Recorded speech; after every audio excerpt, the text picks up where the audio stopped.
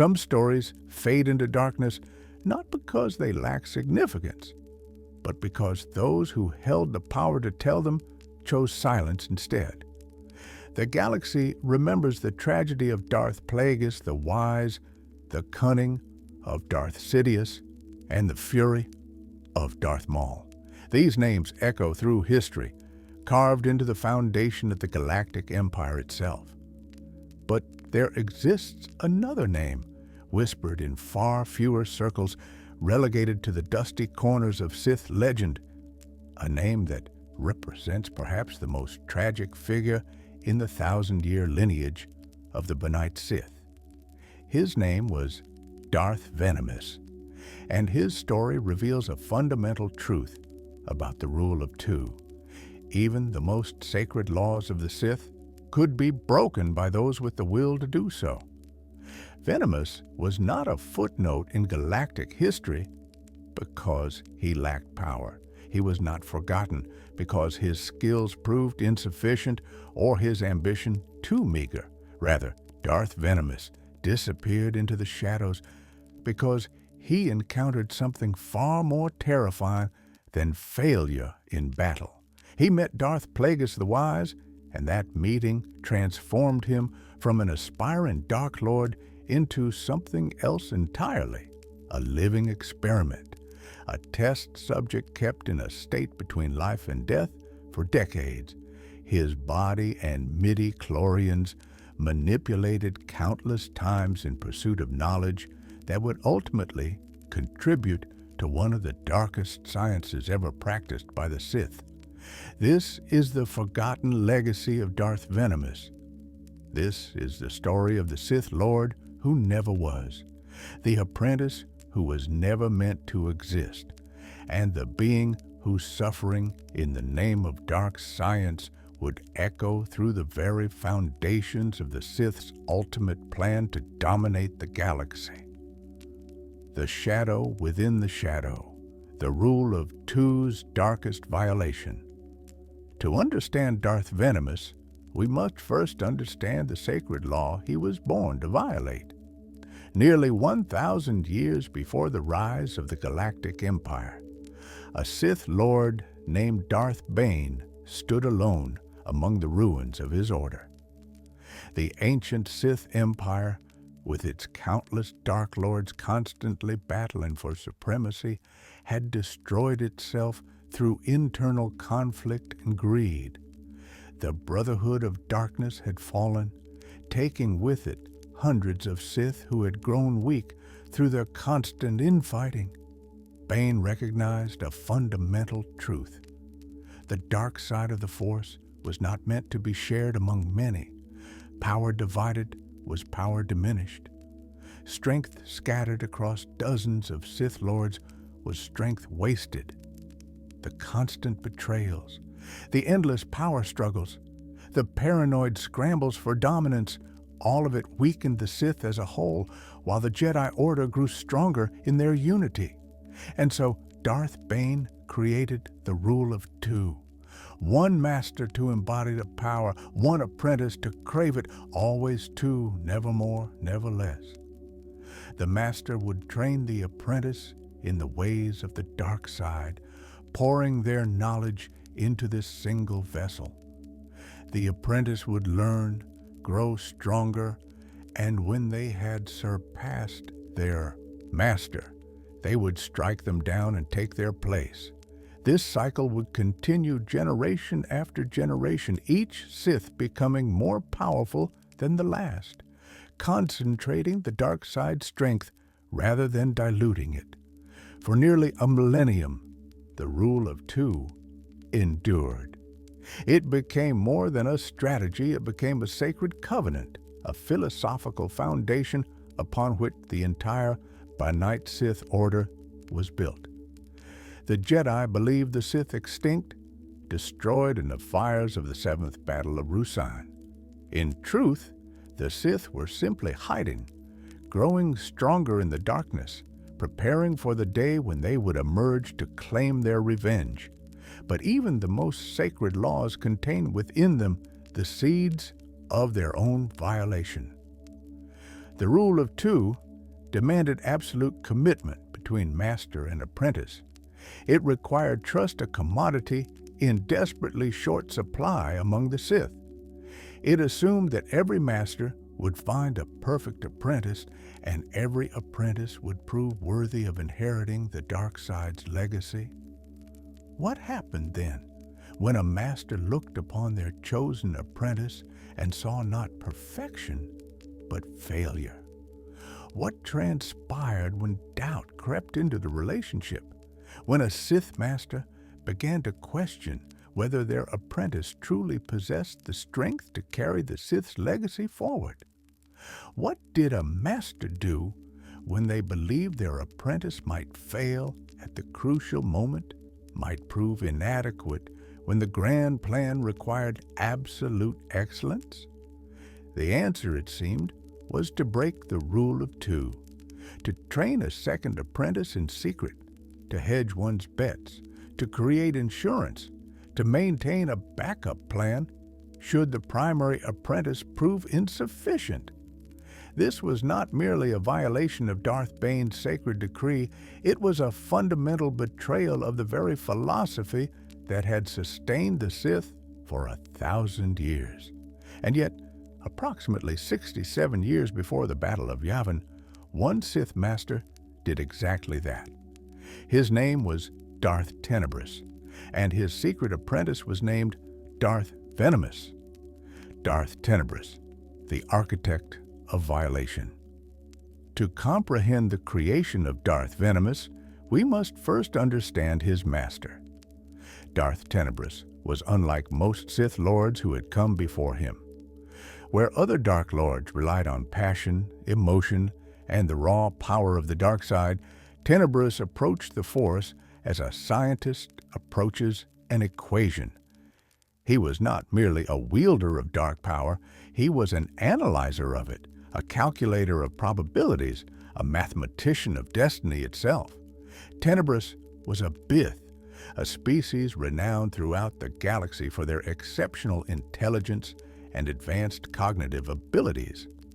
The Bith had evolved with extraordinarily large craniums that housed highly developed brains, granting them superior analytical and mathematical capabilities.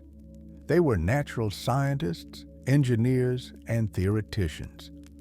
Most famously, the galaxy knew the Bith as musicians. The Cantina Band in Mos Eisley consisted entirely of Bith musicians, whose neural architecture made them perfect for complex musical compositions and performances.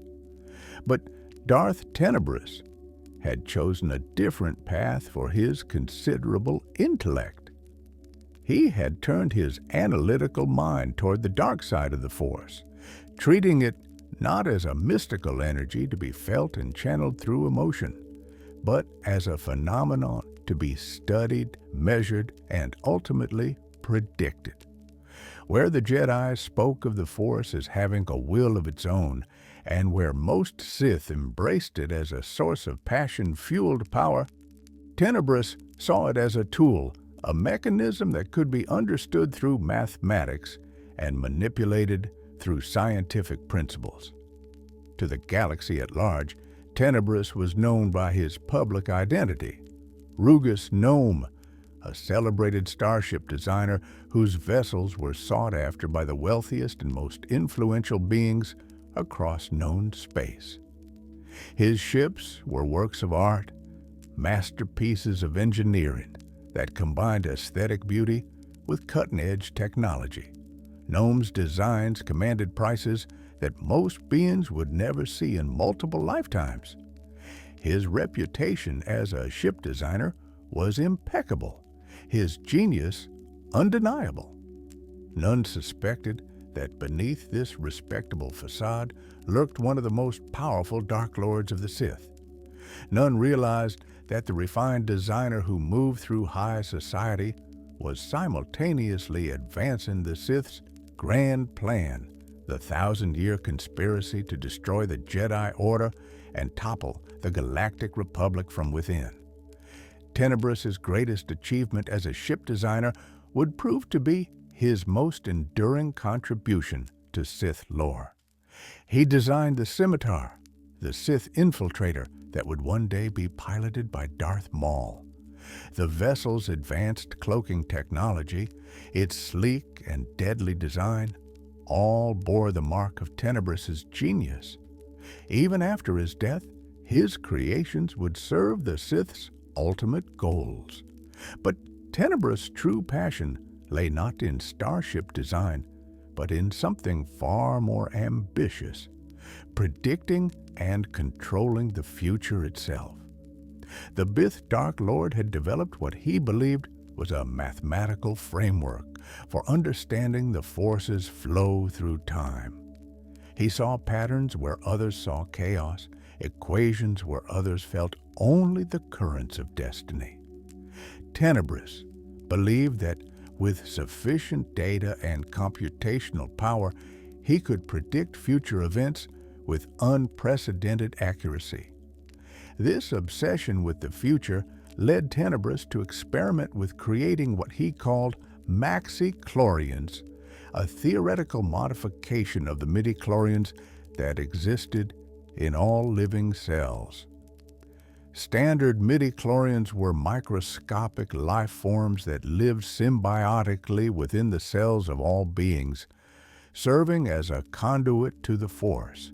Those with high midi-chlorian counts could sense and manipulate the Force more easily.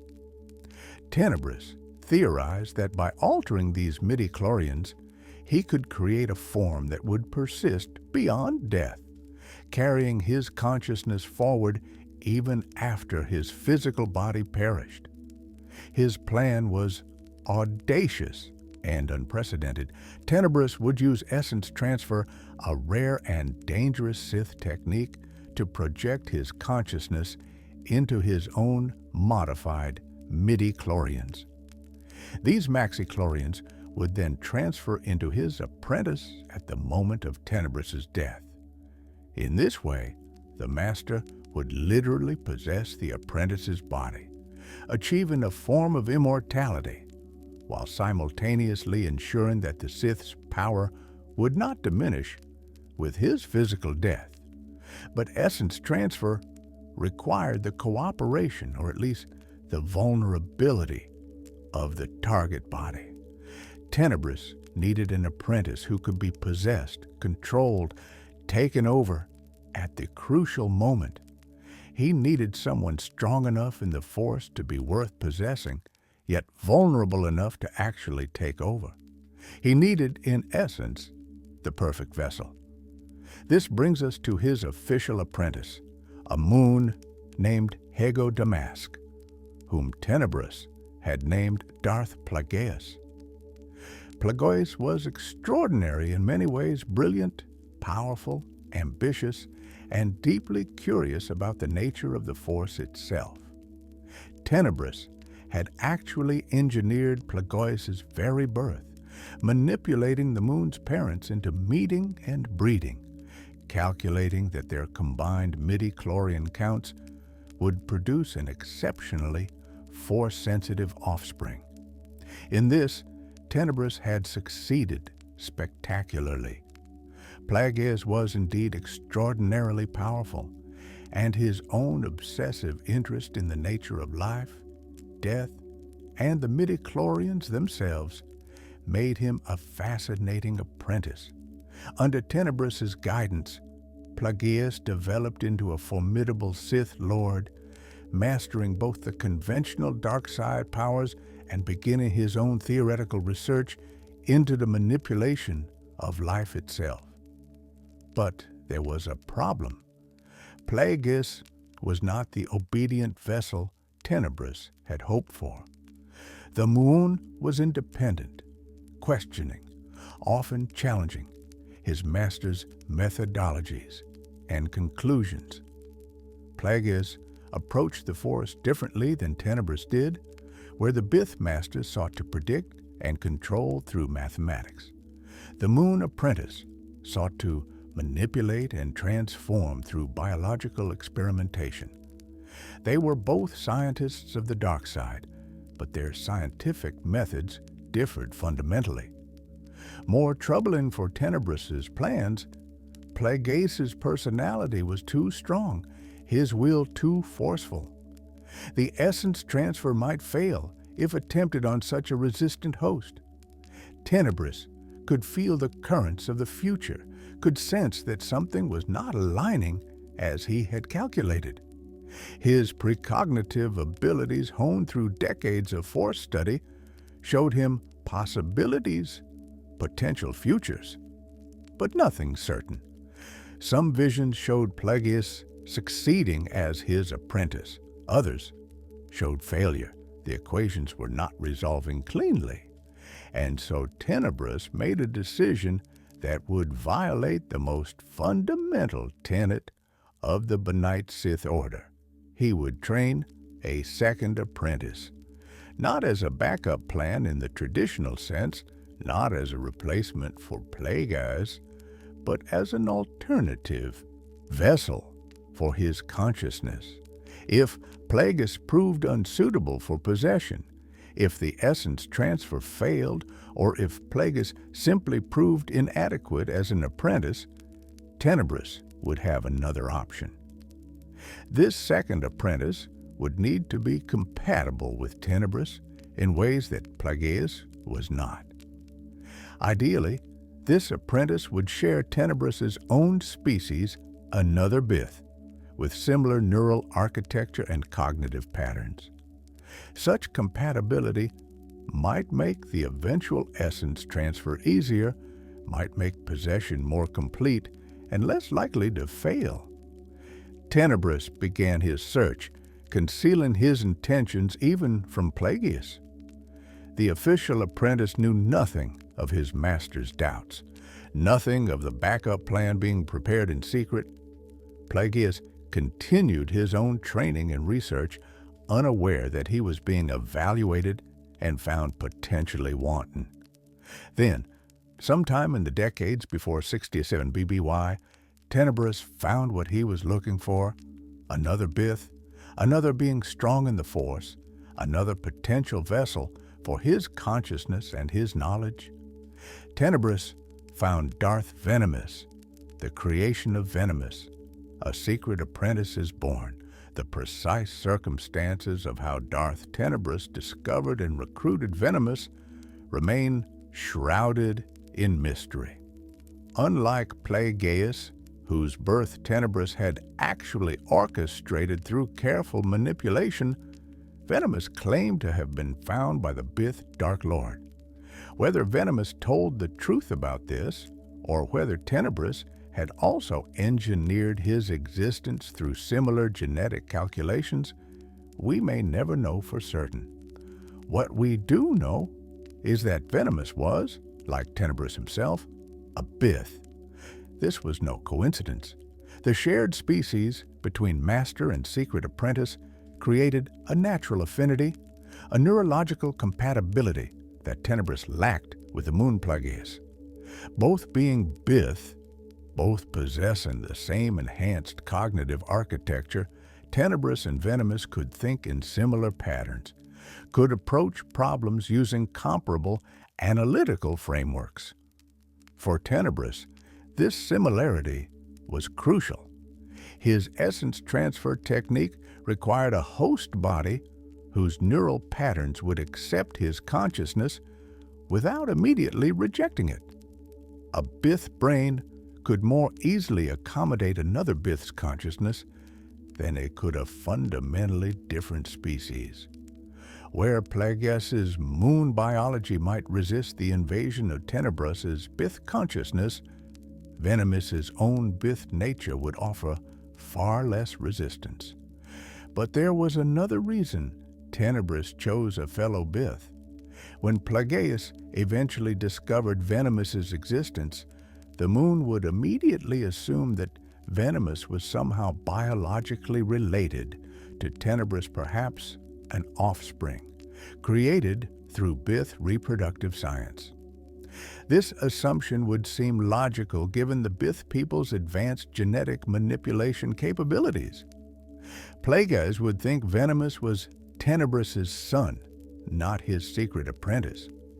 This potential cover story, this built-in explanation, made the deception easier to maintain. Venamis himself was Force-sensitive to an extraordinary degree. His midi-chlorian count must have been exceptional for Tenebris to consider him at all. The Bith had demonstrated an early aptitude for the dark side, showing the kind of power that marked him as a being with tremendous potential.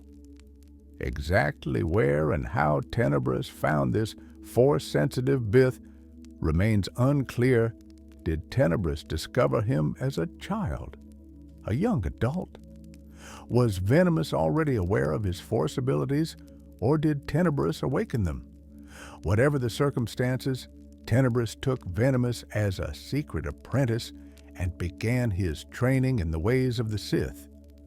This training had to be conducted in absolute secrecy. Plagueis could never discover that his master was violating the rule of two. The entire Sith grand plan, the 1,000-year conspiracy to destroy the Jedi, depended on the appearance of adhering to Darth Bane's sacred principle. If the Banite Sith started openly training multiple apprentices, the old ways would return. Chaos, infighting, mutual destruction. So Tenebris trained Venamis in the shadows. When Plagueis believed his master was engaged in his ship design work or traveling for business as Rugus Gnome, Tenebris would sometimes be secretly training his Bith apprentice. The sessions must have been intense, focused, carefully scheduled to avoid any possibility of discovery. Tenebris could not risk Plagueis sensing another Force user being trained in Sith techniques. He could not allow any evidence of Venamis's existence to reach his official apprentice. But why did Tenebris bestow upon this secret student the title of Darth? The Darth honorific was reserved for true Sith lords, for those who had earned their place in the Banite lineage. By giving Venamis this title, Tenebris was not merely training a backup plan, he was creating an alternative successor. Venamis was Darth Venamis because Tenebris genuinely considered him as a potential Dark Lord of the Sith, as someone who might inherit the Sith legacy if Plagueis proved inadequate. Of course, the legitimacy of this title would later be questioned. When Plagueis finally discovered Venamis's existence, the Moon would dismiss the Darth title as illegitimate, as something Venamis had self-bestowed without proper authority. And there was truth to this criticism. In the rule of two, only the reigning Dark Lord could legitimately bestow the Darth title upon their successor. Tenebris training two apprentices simultaneously meant that at least one of those titles, Plagueis's or Venamis's, was technically illegitimate. Both couldn't be the official heir to the Sith legacy, but from Tenebris's perspective, this technicality mattered little. He was not bound by sentiment or tradition when those things conflicted with his goals. If Plagueis failed, then Venamis would be the rightful heir.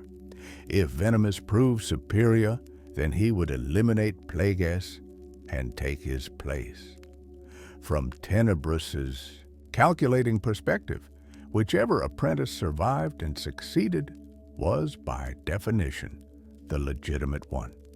Power would determine legitimacy, as it always had among the Sith.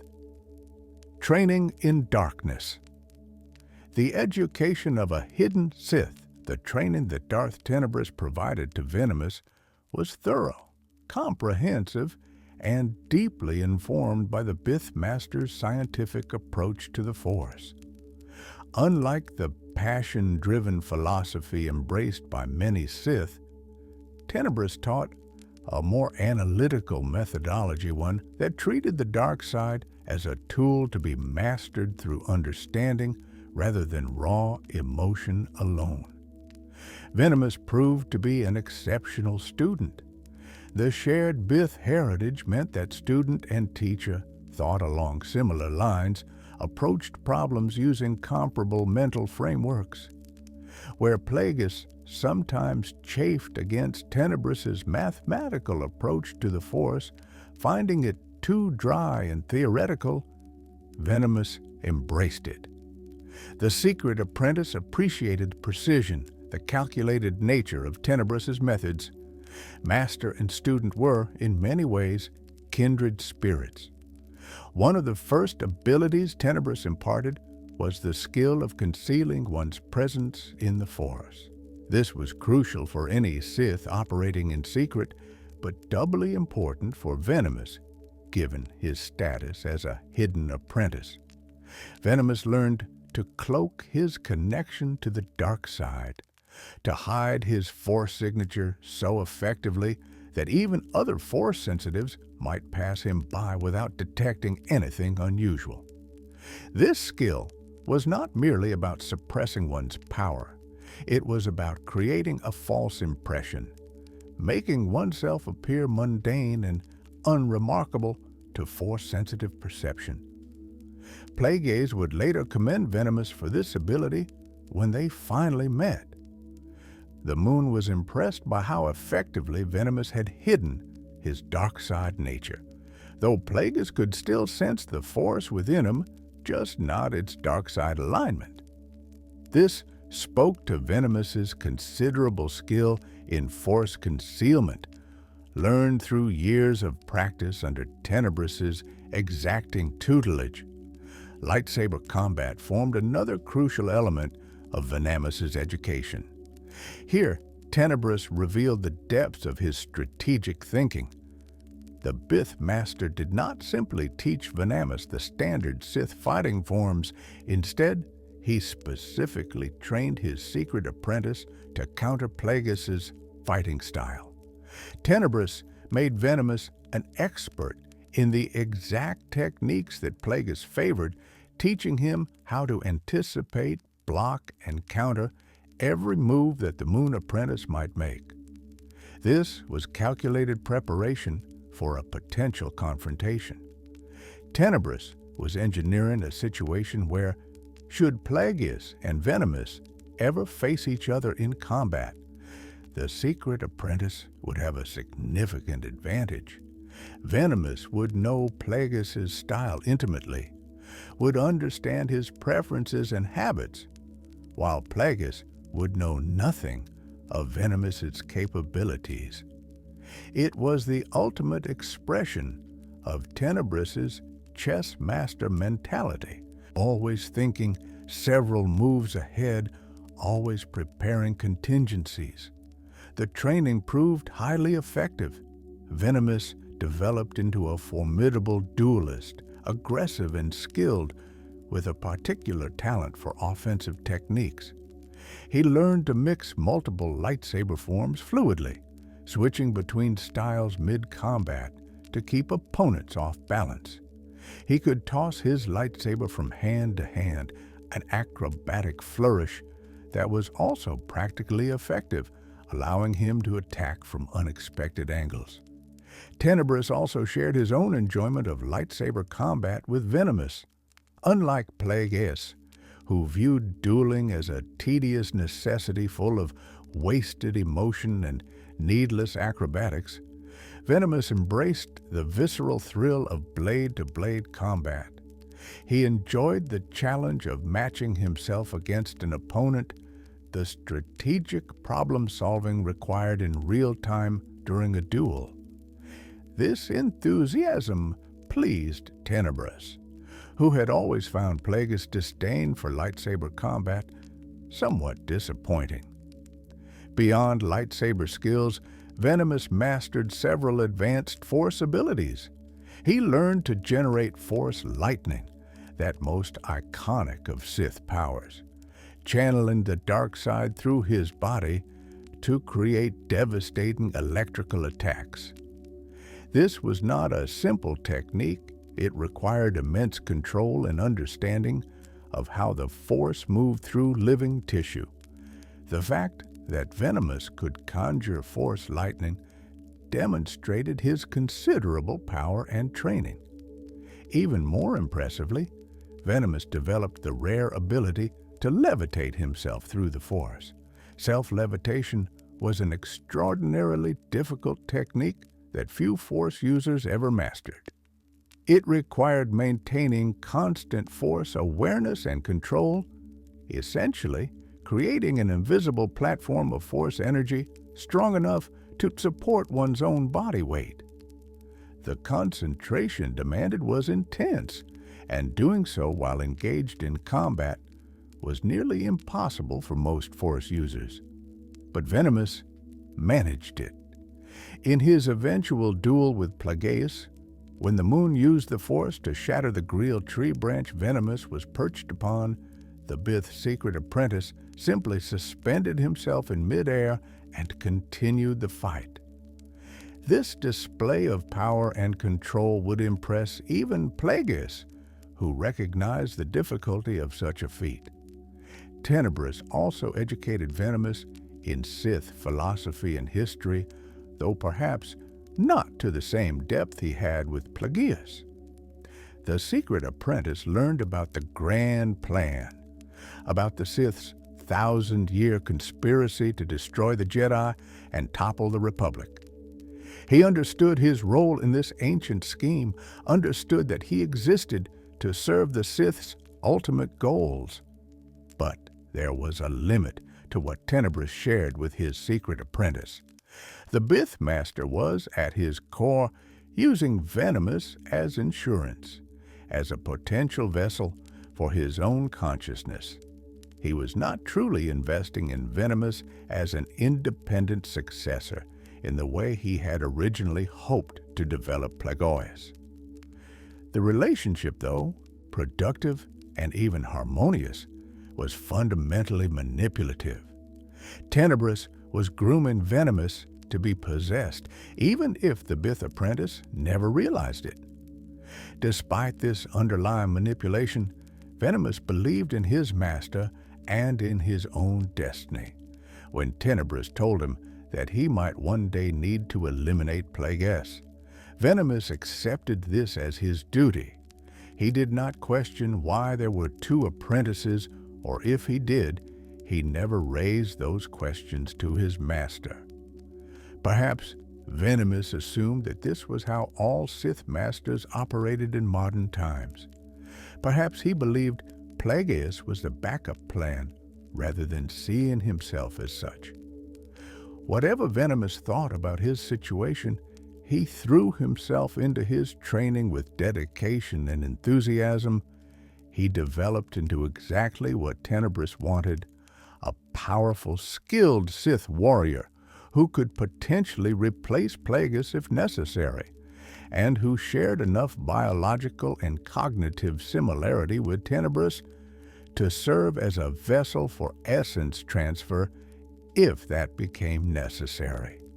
But Tenebris's training of Venamis included one more crucial element: the creation of a network of potential future apprentices. Building a forbidden network, Venamis's own apprentice candidates. Perhaps the most audacious aspect of Darth Tenebris's violation of the Rule of Two was not merely that he trained two apprentices simultaneously, but that he encouraged Venamis to begin building his own network of potential future apprentices. This was not traditional Sith practice. Under the Rule of Two, apprentices were supposed to wait until they became masters before seeking their own successors.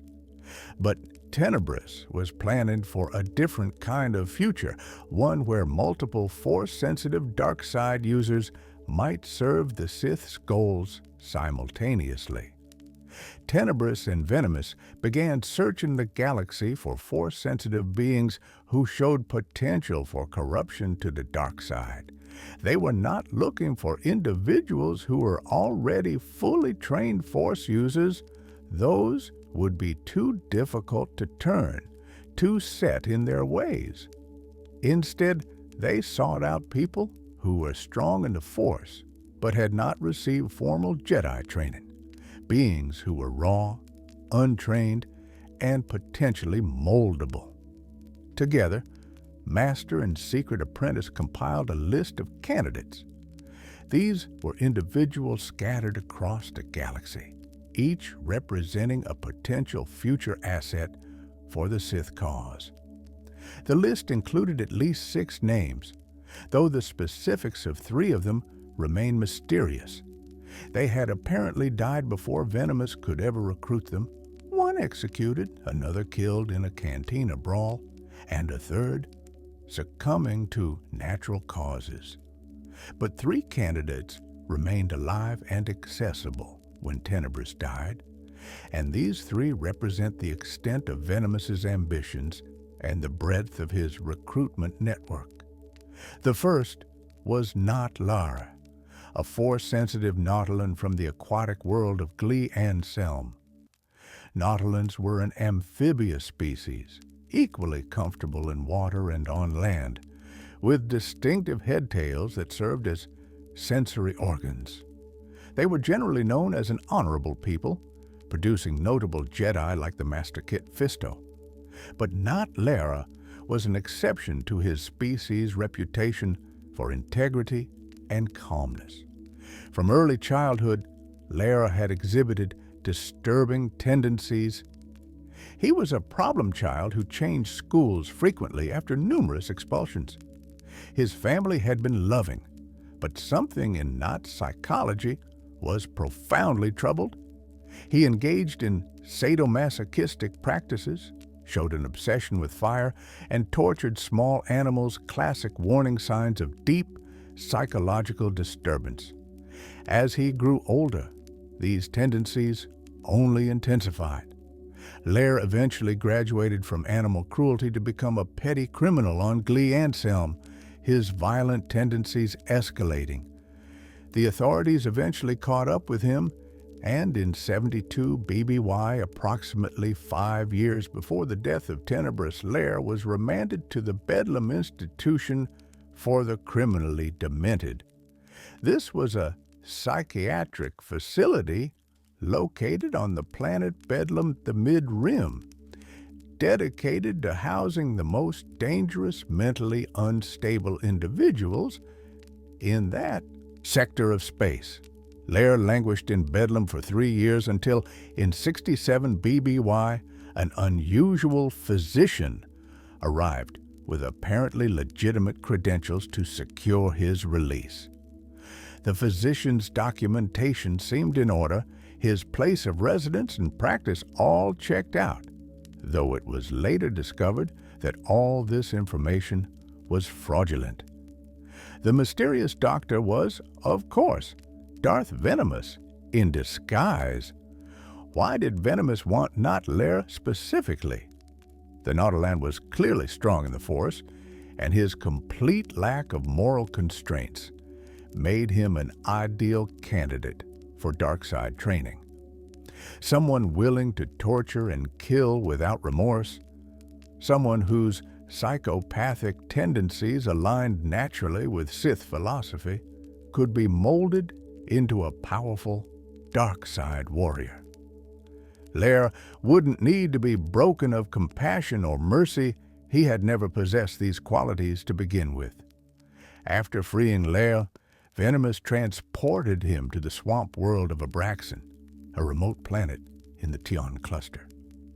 Abraxan's ecosystem was dominated by vast marshlands inhabited by creatures called marsh haunts, gray and green-skinned, swamp-dwelling beasts with a natural connection to the Force. Venamis gave Lair a simple test: reduce the population of marsh haunts near a Barabel settlement. Hunt them, kill them, prove your strength and your willingness to destroy. For the psychopathic Not Lair, this was not a trial, it was permission. He threw himself into the task with enthusiasm, slaughtering marsh haunts with abandon. The Barabels, naturally concerned about the ecological disruption, reported the killings to the authorities. Eventually, the Jedi Order would send 2 investigators, Master Nikata and his Padawan Lobuk, to Abraxan to investigate. But that investigation would not occur until after Tenebrous' death, and by then, the situation would become far more complicated. The second candidate on Venomous' list was a Shi'ido changeling who worked as a professional gambler. The Shi'ido were a rare species of shapeshifters, able to alter their physical form at will to mimic other species. This ability made them natural spies and infiltrators, or in this case, the perfect casino cheat. The Shi'ido gambler could assume winning forms, could become anyone necessary to gain advantages in games of chance and skill. But it wasn't merely the Shi'ido's shape-shifting abilities that attracted Venamis' attention. It was the fact that this particular changeling was also Force-sensitive. A Force-sensitive shapeshifter was extraordinarily rare and extraordinarily valuable. Such a being could infiltrate virtually anywhere, could assume any identity necessary to advance Sith goals. The strategic possibilities were endless. The Shi'ido gambler's Force abilities apparently enhanced their already formidable natural talents, allowing them to read opponents, to sense the flow of chance, perhaps even to manipulate probability slightly in their favor. They had used these gifts to become phenomenally successful in gambling circles, moving through casinos and high-stakes games across the galaxy. More intriguingly, this Shi'ido gambler had connections to Carad Santhe, a member of the powerful Santhe family that controlled Santhe Cianar Technologies, one of the largest starship manufacturing conglomerates in the galaxy. The gambler apparently gave their substantial winnings to Santhe, though the exact nature of their relationship remains unclear. Was it partnership, patronage, extortion? Whatever the connection, it placed the Shi'ido in proximity to industrial and political power. The third and final living candidate on Venamis' list was an Iktachi prophet who had established herself on the planet Saleokami. The Iktachi were a humanoid species native to the harsh moon Iktach, evolved to survive in an environment of near-constant violent windstorms. These harsh conditions had given the species powerful force sensitivity as a survival adaptation, particularly manifesting as precognitive abilities. Iktachi could sense danger before it arrived, could feel the currents of the near future, a tremendously useful ability in their hazardous natural environment. This particular Iktachi female had left her homeworld and settled on Saleokami, an agricultural world in the Outer Rim. There, she had established herself as a prophet, using her natural Iktachi precognition to predict future events. She had gathered a substantial following, people who came to hear her visions and prophecies. Her predictions were apparently quite accurate, detailed, and specific, far beyond what mere guessing or general platitudes could explain. For Venamis, a prophet with genuine precognitive abilities represented an immensely valuable asset. The ability to see the future was one of the rarest and most powerful Force abilities, highly prized by the Sith. Darth Sidious himself would later possess formidable precognitive abilities, allowing him to manipulate galactic events by seeing how actions in the present would ripple through time. An Iktachi prophet in service to the Sith could provide similar strategic advantages. Venamis kept these three candidates under observation, waiting for the right moment to approach them more directly, to begin the process of recruiting them fully into his network. They represented the foundation of something unprecedented in the 1,000-year history of the Benite Sith, a small group of dark side Force users operating in parallel, not in open defiance of the rule of two, but as a hidden extension of it. Tenebrous' plan, as much as we can infer it, seems to have involved eventually creating a small cadre of dark side operatives who could work in the shadows while the official Sith Master and Apprentice operated more publicly. These operatives wouldn't technically be Sith Lords, they wouldn't bear the Darth title or be part of the direct line of succession. But they would be Force-sensitive dark side users who could advance Sith goals across the galaxy. It was an ambitious vision, one that attempted to maintain the benefits of the rule of two's concentration of power while also gaining the advantages of having multiple operatives. Whether this plan would have ultimately succeeded or simply recreated the old problems of infighting and division, we will never know. Events would overtake Tenebrous' schemes before they could fully unfold. The death of Tenebrous. When calculations meet chaos. In 67, BBY, Darth Tenebrous' elaborate plans, his secret apprentice, his network of future recruits, his schemes for essence transfer and possible immortality all came crashing down in the caves of Baldemnik. The planet was remote and hostile, located in the Outer Rim, with a native population of violent reptilian beings who did not welcome outsiders. But Baldemnik held something that attracted the Sith's interest: rich deposits of cortosis ore. Cortosis was one of the rarest and most valuable minerals in the galaxy, primarily because of one unique property. It could short out lightsaber blades upon contact. Weapons forged from cortosis weave could parry lightsaber strikes without being sliced through, making the material extraordinarily valuable for anyone who might need to fight Jedi or other Sith. For the Sith's long-term plans against the Jedi Order, access to cortosis represented a significant strategic advantage. Tenebrous, in his public identity as the starship designer Rugus Nome, had received information about substantial cortosis deposits on Baldemnik. The intelligence came through his extensive business network, which the Sith Lord had cultivated precisely for such purposes. Seeing an opportunity to both secure valuable resources and provide his official apprentice with practical experience, Tenebrous decided to investigate personally, bringing Plagueis along. What Tenebrous didn't realize was that his competitors in the shipbuilding industry had grown frustrated with Rugus Nome's dominance. They had discovered that Nome was planning to survey Baldemnik, and they decided to sabotage his expedition. If they couldn't compete with Nome legitimately, they would eliminate him through deception and violence.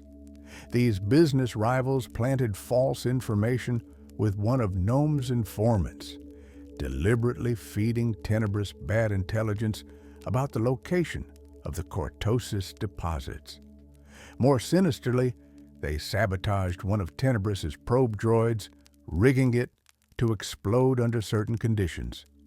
The plan was simple: lure Nome and whoever accompanied him deep into Baldemnik's cave systems with false information, then trigger an explosion that would kill them and make it look like an unfortunate accident. The scheme worked better than its architects could have hoped, though not in the way they expected. Tenebrous and Plagueis, following the fraudulent intelligence, ventured deep into a cave system that did not contain the promised cortosis deposits. Instead, they found pockets of lethane gas, a highly flammable and explosive substance. When the sabotaged probe droid detonated as programmed, it ignited the lethane gas. The explosion was catastrophic. Lethane gas burns at extraordinarily high temperatures and with tremendous force. The cave structure, already unstable, began collapsing immediately. Huge slabs of stone started falling from the ceiling. Stalactites that had hung for millennia suddenly broke free, plummeting downward like massive stone spears. In that moment of chaos, Tenebrous' carefully calculated future collapsed with the ceiling. His mathematical predictions, his elaborate schemes, his contingency plans, none of it had accounted for simple corporate sabotage. The great calculating mind of Darth Tenebrous, the Bith who had tried to reduce the Force itself to equations, had failed to predict the most mundane of threats, the greed of his business competitors. But what happened next would haunt Tenebrous far worse than his failure to predict the attack. As the ceiling collapsed, as death approached, Plagueis made a choice. The Moon Apprentice, far from attempting to save his master, instead used the Force to accelerate the fallen debris. He caused the stalactites to fall faster, ensured that the collapsing stone slabs would strike Tenebrous with maximum force. One particularly massive stalactite impaled Tenebrous through the chest. The Bith master, pinned by stone, felt his body failing, his lungs collapsed, his multiple hearts stuttered and stopped, and in those final moments, Tenebrous attempted to activate his ultimate contingency plan, the essence transfer into his modified maxi-chlorians, which should have then transferred into Plagueis' body. The technique partly worked. Tenebrous' consciousness did manage to separate from his dying body. His essence, carried by the modified midi-chlorians he had created, began the transfer process. For a moment, Tenebrous existed in a liminal state between life and death, his awareness maintained by his maxi-chlorians. Then something went catastrophically wrong. The maxi-chlorians did enter Plagueis' body, and Tenebrous' consciousness went with them. But instead of successfully possessing his apprentice, Tenebrous found himself trapped. He could perceive through Plagueis' senses, but could not control the body. He was a passenger, a helpless observer in his own former apprentice's flesh. Worse still, Tenebrous' modified midi-chlorians, rather than maintaining his consciousness indefinitely as he had calculated, began slowly decaying. As they degraded, his awareness began to fragment. He could still use his precognitive abilities, could still see possible futures branching from the present moment. And what he saw devastated him. Trapped in Plagueis' consciousness, Tenebrous watched as his former apprentice escaped Baldemnik, as Plagueis returned to civilization and began his own schemes. The Bith's trapped essence could see the future unfolding, and he watched in horror as possible. Timeline after possible timeline led to the same result. Plagueis would fail. The moon would be betrayed by his own apprentice, just as Tenebrous had been betrayed. The grand plan would seem to succeed. But then, catastrophe. Something was coming, something dark and terrible that Tenebrous' fragmented consciousness could sense but not fully understand. Most horrifying of all, Tenebrous saw that he would never possess the Chosen One. All his plans, all his calculations, his entire scheme for achieving immortality, by possessing the prophesied being who would bring balance to the Force, it had all been for nothing. His essence transfer had failed. He would never meet Anakin Skywalker.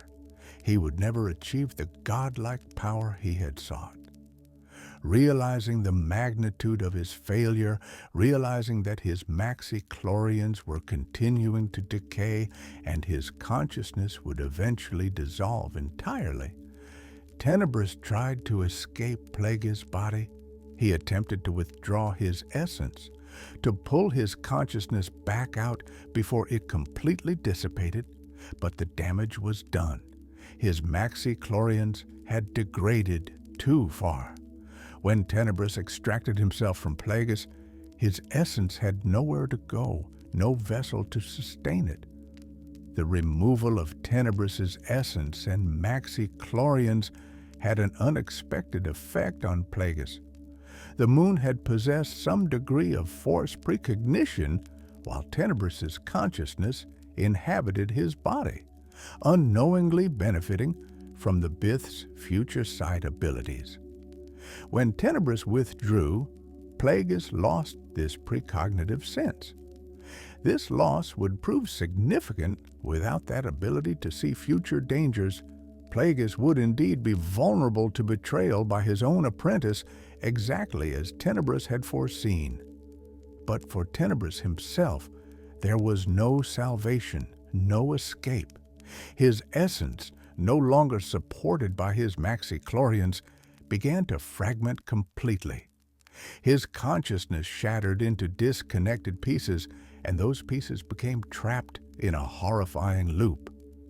Tenebris's final moments of awareness were spent experiencing his death over and over again, an eternal recursion of his final seconds of life, the moment the stalactite impaled him, the moment his heart stopped, the moment his consciousness tried and failed to escape. Darth Tenebris, the great scientific mind who had tried to reduce the Force to mathematics, who had attempted to predict and control the future, who had trained 2 apprentices in violation of the rule of 2, died with his consciousness locked in an eternal loop of failure. His final immortality was nothing more than experiencing his death infinitely, forever trapped in that moment of realization that all his calculations had led nowhere. And with Tenebris's death, his secret plans began to unravel. Plagueis, unaware that his master had trained a second apprentice, knew nothing of Venamis. The secret Bith apprentice remained hidden, waiting for orders that would never come from his dead master. The network of potential recruits continued their lives, unknowing that the Sith Lord who had been tracking them had perished in a cave collapse on Baldemnik. But Tenebris had prepared for even this contingency. He had given Venamis one final command, one last instruction to be followed if Tenebris died. Kill Darth Plagueis. Through methods that remain unclear, perhaps through the Force, perhaps through some prearranged signal, Venamis sensed his master's death. And with that sensing came Tenebris's final command echoing in his mind. Venamis gathered his courage, his power, and his determination. He would avenge his master. He would eliminate Plagueis. He would prove himself worthy of the Darth title by defeating the moon who had killed Tenebris. Darth Venamis prepared for war. He gathered his equipment, readied his lightsaber, and cloaked himself in the Force. Then he began tracking Plagueis, searching for the perfect moment to strike. He would not attack openly, that would be foolish. He would wait, watch, and strike when his target was vulnerable. That opportunity would come at a place called Sojourn, at an event known as The Gathering, where Darth Plagueis was operating under his public identity as Higo Damask. There, in the Greel forests of that remote moon, the 2 apprentices of Darth Tenebris would finally meet, and Darth Venamis's true tragedy would begin. The Gathering on Sojourn, where power brokers meet in shadow. To understand where Darth Venamis chose to confront Plagueis, we must first understand Sojourn itself and the peculiar role it played in the Sith's machinations during those final decades before the fall of the Republic. Sojourn was not merely a location, it was a statement of power, a carefully constructed stage where the galaxy's most influential beings could be manipulated without ever realizing they were being maneuvered into position for the Sith's ultimate plans. The moon orbited an unnamed planet in the Carrion sector of the Outer Rim territories. Remote, difficult to reach without specific coordinates, and naturally isolated from major hyperspace lanes, Sojourn had been discovered generations earlier by members of the intergalactic banking clan. These early bankers had recognized the moon's potential as a private retreat, a place where the ultra-wealthy could escape the pressures and scrutiny of civilized space. They had constructed an ancient fortress there, massive and imposing, designed for both luxury and defense. Over time, ownership of Sojourn had passed through various hands within the banking establishment until it eventually came under the control of Kar Damask, a powerful moon banker who had been chairman of the intergalactic banking clan. When Kar Damask retired and passed his holdings to his son, Hago Damask, the moon passed with them. What none of the galaxy's elite realized was that Hago Damask was merely a public persona. Behind this mask of respectability lurked Darth Plagueis, Dark Lord of the Sith. Plagueis recognized Sojourn's potential immediately. The moon was perfect for his purposes. Its isolation ensured privacy. Its history as a retreat for the banking elite provided a veneer of legitimacy. And its ancient fortress, which Plagueis carefully restored and modified, contained architecture and artistic elements that spoke of secrets known only to the Sith, ancient symbols and designs that the galaxy's ignorant masses couldn't read or understand. The fortress itself was impressive and ominous in equal measure.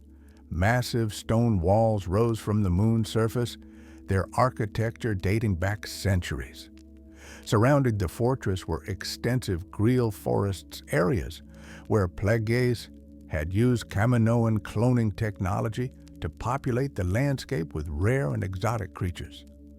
Veermoks, pilots, and dozens of other species roamed these forests, creating a dangerous ecosystem that served both as an additional layer of security and as a testament to Plagueis' wealth and power. The fortress grounds also included training areas, meditation chambers, and laboratories where the Sith Lord could conduct his experiments in secret. Plagueis established what he called the Gathering, an annual event where he would invite the galaxy's most powerful and influential beings to sojourn. These were not random invitations. Each guest was carefully selected for their potential usefulness to the Sith's grand plan. Corporate executives who controlled vast economic resources, politicians with influence over Republic legislation, criminal lords who commanded underworld networks, military suppliers who could provide weapons and ships, all came to sojourn believing they were attending an exclusive retreat where they could network with their peers and discuss business opportunities. What they didn't realize was that they were all being manipulated by a Sith Lord. Every conversation, every deal struck, every alliance formed at the gathering served to advance the Sith's conspiracy against the Jedi and the Republic. Plagueis would orchestrate conflicts between corporations, engineer political crises, and arrange criminal activities, all designed to slowly destabilize the Republic from within, creating the conditions that would eventually allow the Sith to seize power. The gathering also served another purpose. It was a test. Those who attended were making an implicit choice to prioritize profit over morality, to value power and wealth above the Republic's legal and ethical frameworks. By attending, by participating in the often illegal activities discussed at Sojourn, these influential beings were compromising themselves, making themselves vulnerable to blackmail and manipulation. They were unknowingly binding themselves to the Sith's cause. The event followed a particular pattern each year. Guests would arrive at Sojourn in ships provided by Damask Holdings. None came without explicit invitation, and those who attempted to reach Sojourn uninvited found themselves facing lethal responses from the Iotran bracement security forces that Plagueis employed. Once on the moon, guests would engage in elaborate hunts through the Greel forests, pursuing the dangerous creatures that Plagueis had stocked there. These hunts were ritualistic, almost ceremonial, combining ancient traditions with modern brutality. After the hunts, guests would gather for feasts and private meetings. Deals would be negotiated in secluded chambers. Alliances would be formed in whispered conversations. Crimes would be planned in rooms shielded from surveillance. All of it unfolded under Plagueis' watchful eye, the Sith Lord observing and steering events with subtle manipulations, his wealth and influence ensuring that none of his guests suspected his true nature. Among the regular attendees were some of the most powerful beings in the galaxy. Gardula Basadi the Elder, the notorious Hutt crime lord who controlled Tatooine and much of the Outer Rim's underworld, frequently visited Sojourn. Senator Pack's team of the Grand Protectorate attended, representing substantial political influence in the Senate. Representatives from the Trade Federation, from the Commerce Guild, from Subtext Mining, and countless other conglomerates all made the journey to the Hunter's Moon, as Sojourn was sometimes called. The fortress on Sojourn was protected by elite Achani Sun Guards, warriors from the Achani species who were renowned throughout the galaxy for their combat prowess. The Sun Guards answered directly to Plagueis, their loyalty purchased with enormous sums and maintained through careful selection of individuals whose values aligned with the Sith's agenda. These guards ensured that the gathering remained absolutely private, that no unauthorized individuals could penetrate the moon's defenses, that all communications with the outside galaxy could be controlled and monitored. But there was one layer of security that even the Sun Guards could not provide: protection against Force users. The guards, though skilled warriors, were not Force-sensitive. They could fight conventional threats.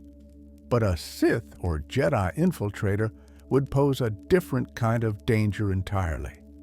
This was a calculated risk that Plagueis accepted. He knew that the Jedi Order, believing the Sith extinct, had no reason to investigate a wealthy banker's private moon, and he assumed incorrectly that no other Sith existed who might threaten him. It was to this place, during one particular gathering in 67 BBY, that Darth Venamis came. The secret apprentice had been tracking Plagueis since sensing Tenebrous' death.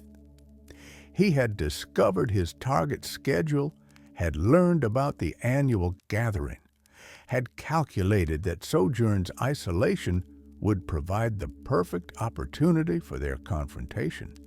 Venamis could arrive in secret, penetrate the moon's defenses using his Force abilities, and face Plagueis away from the prying eyes of the Republic and the Jedi Order. The gathering that year proceeded as it always did. Powerful guests arrived, were escorted to the fortress, and began their various activities: hunting, feasting, negotiating. Plagueis moved among them in his guise as Higo Damask, the wealthy and influential moon banker, facilitating conversations, steering discussions, collecting information, and arranging the complex web of manipulations that would advance the Sith's goals. During this same gathering, Plagueis received interesting intelligence from some unexpected visitors, representatives from subtext mining. These corporate executives, desperate to save their own lives after a business deal had gone catastrophically wrong, offered Plagueis information about a massive plasma reservoir recently discovered on the planet Naboo. The deposit was extraordinary, potentially one of the largest plasma sources in the entire galaxy. Whoever controlled it would wield immense economic and political power. Plagueis was immediately interested. Naboo was strategically positioned, politically significant, and currently undergoing internal power struggles that might make it vulnerable to manipulation. The plasma reserves could be the key to multiple schemes. But before he could explore this opportunity further, the Sun Guards brought him urgent news. An intruder had penetrated Sojourn's defenses and was somewhere on the grounds. Plagueis immediately sensed a Force user's presence. His first thought was that a Jedi had somehow discovered his true nature and had come to confront him. For a brief moment, the Moon Sith Lord prepared himself for the possibility that the Sith's millennium-long secret was about to be exposed. But as he reached out with the Force, seeking to identify the intruder, he sensed something unexpected.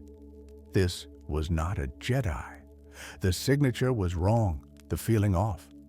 This Force user had a dark taint to them, though they were clearly trying to conceal it. Plagueis ventured into the Greel forests alone, instructing his Sun Guards to remain at the fortress. Whatever this confrontation was, it was a matter for the Force, not for mundane warriors. He moved through the trees with careful deliberation, his senses extended, tracking the intruder. The Greel trees were tall and ancient, their branches thick and strong enough to support significant weight. In the forest's shadows, predatory creatures stirred, sensing the tension in the forest, and then, perched on one of those thick Greel branches, Plagueis saw him, a Bith, dressed in dark robes, a lightsaber hanging at his belt, his Force presence carefully controlled but unmistakably powerful. For a moment, Plagueis experienced a shock of recognition and confusion. The figure looked extraordinarily similar to Tenebris. Same species, same general appearance, same Force presence. Had Tenebris somehow survived? Had the fallen stalactite on Baldemnik somehow not killed him? But no Plagueis could sense that this was someone different. The height was slightly off, the mannerisms distinct. This was not Tenebris returned from the grave. As Plagueis studied the figure, a new theory formed in his mind. The Bith people were known for their advanced genetic sciences. They could clone, could manipulate genetics with precision that rivaled even the Kaminoans. Had Tenebris created this being? Was this a clone of the former Dark Lord, an offspring produced through Bith scientific methods? Before Plagueis could voice these questions, the figure on the branch spoke. His voice was clear, proud, and filled with the certainty of someone who believed destiny was on his side. "I am Darth Venamis," the Bith declared, "and your death will legitimize my title." The duel of destinies when two apprentices collide, in that moment, everything changed for Darth Plagueis. The Moon Sith Lord immediately understood the situation. Tenebrous had violated the rule of two. His master had trained not one apprentice but two. This Bith before him was not a clone or an offspring. He was another apprentice, a secret student whom Tenebrous had developed parallel to Plagueis himself. The realization was both shocking and, in a strange way, not entirely surprising. Tenebrous had always been calculating, always prepared contingencies. Of course, he would have a backup plan. Of course, he would hedge his bets. But Plagueis also immediately recognized something else. This Darth title that Venamis claimed was illegitimate. Under the rule of two, there could be only one official apprentice at a time. Either Plagueis was a legitimate successor to Tenebrous, or Venamis was, but not both. Since Tenebrous had bestowed the Darth title on Plagueis first, since Plagueis had been the official public apprentice, it was Venamis whose claim was false. More importantly, Plagueis had killed Tenebrous.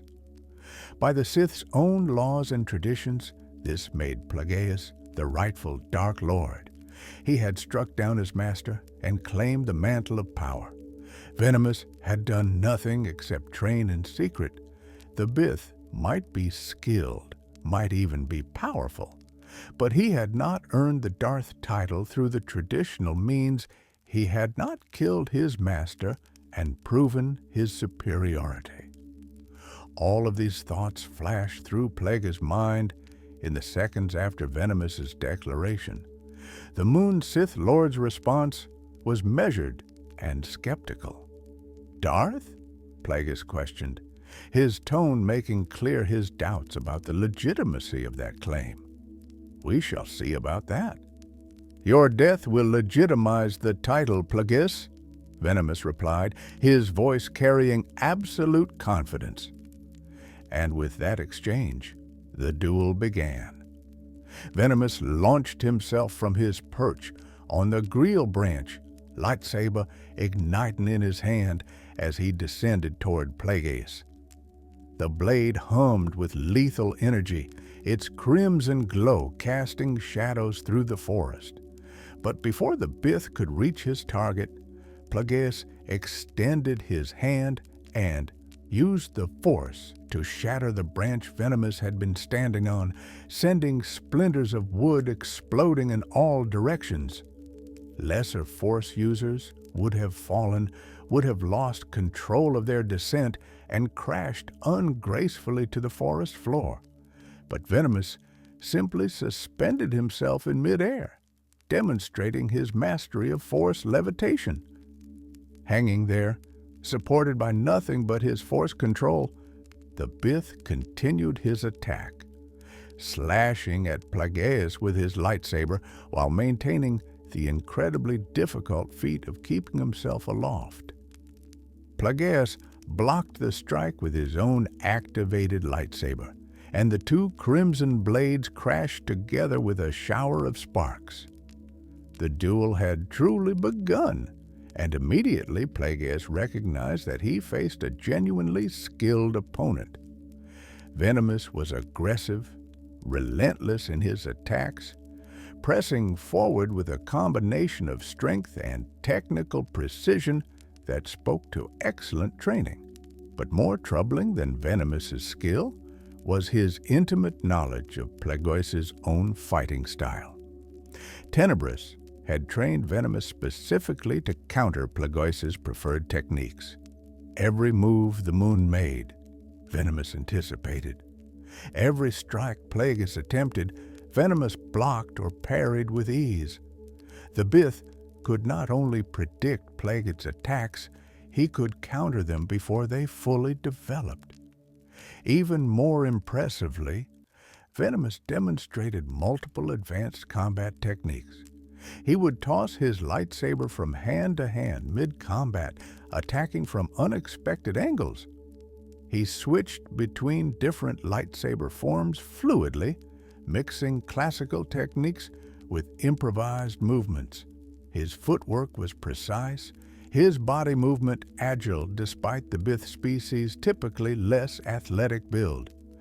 At one point, Venamis even began to summon Force Lightning, the deadly electrical attack gathering in his hands.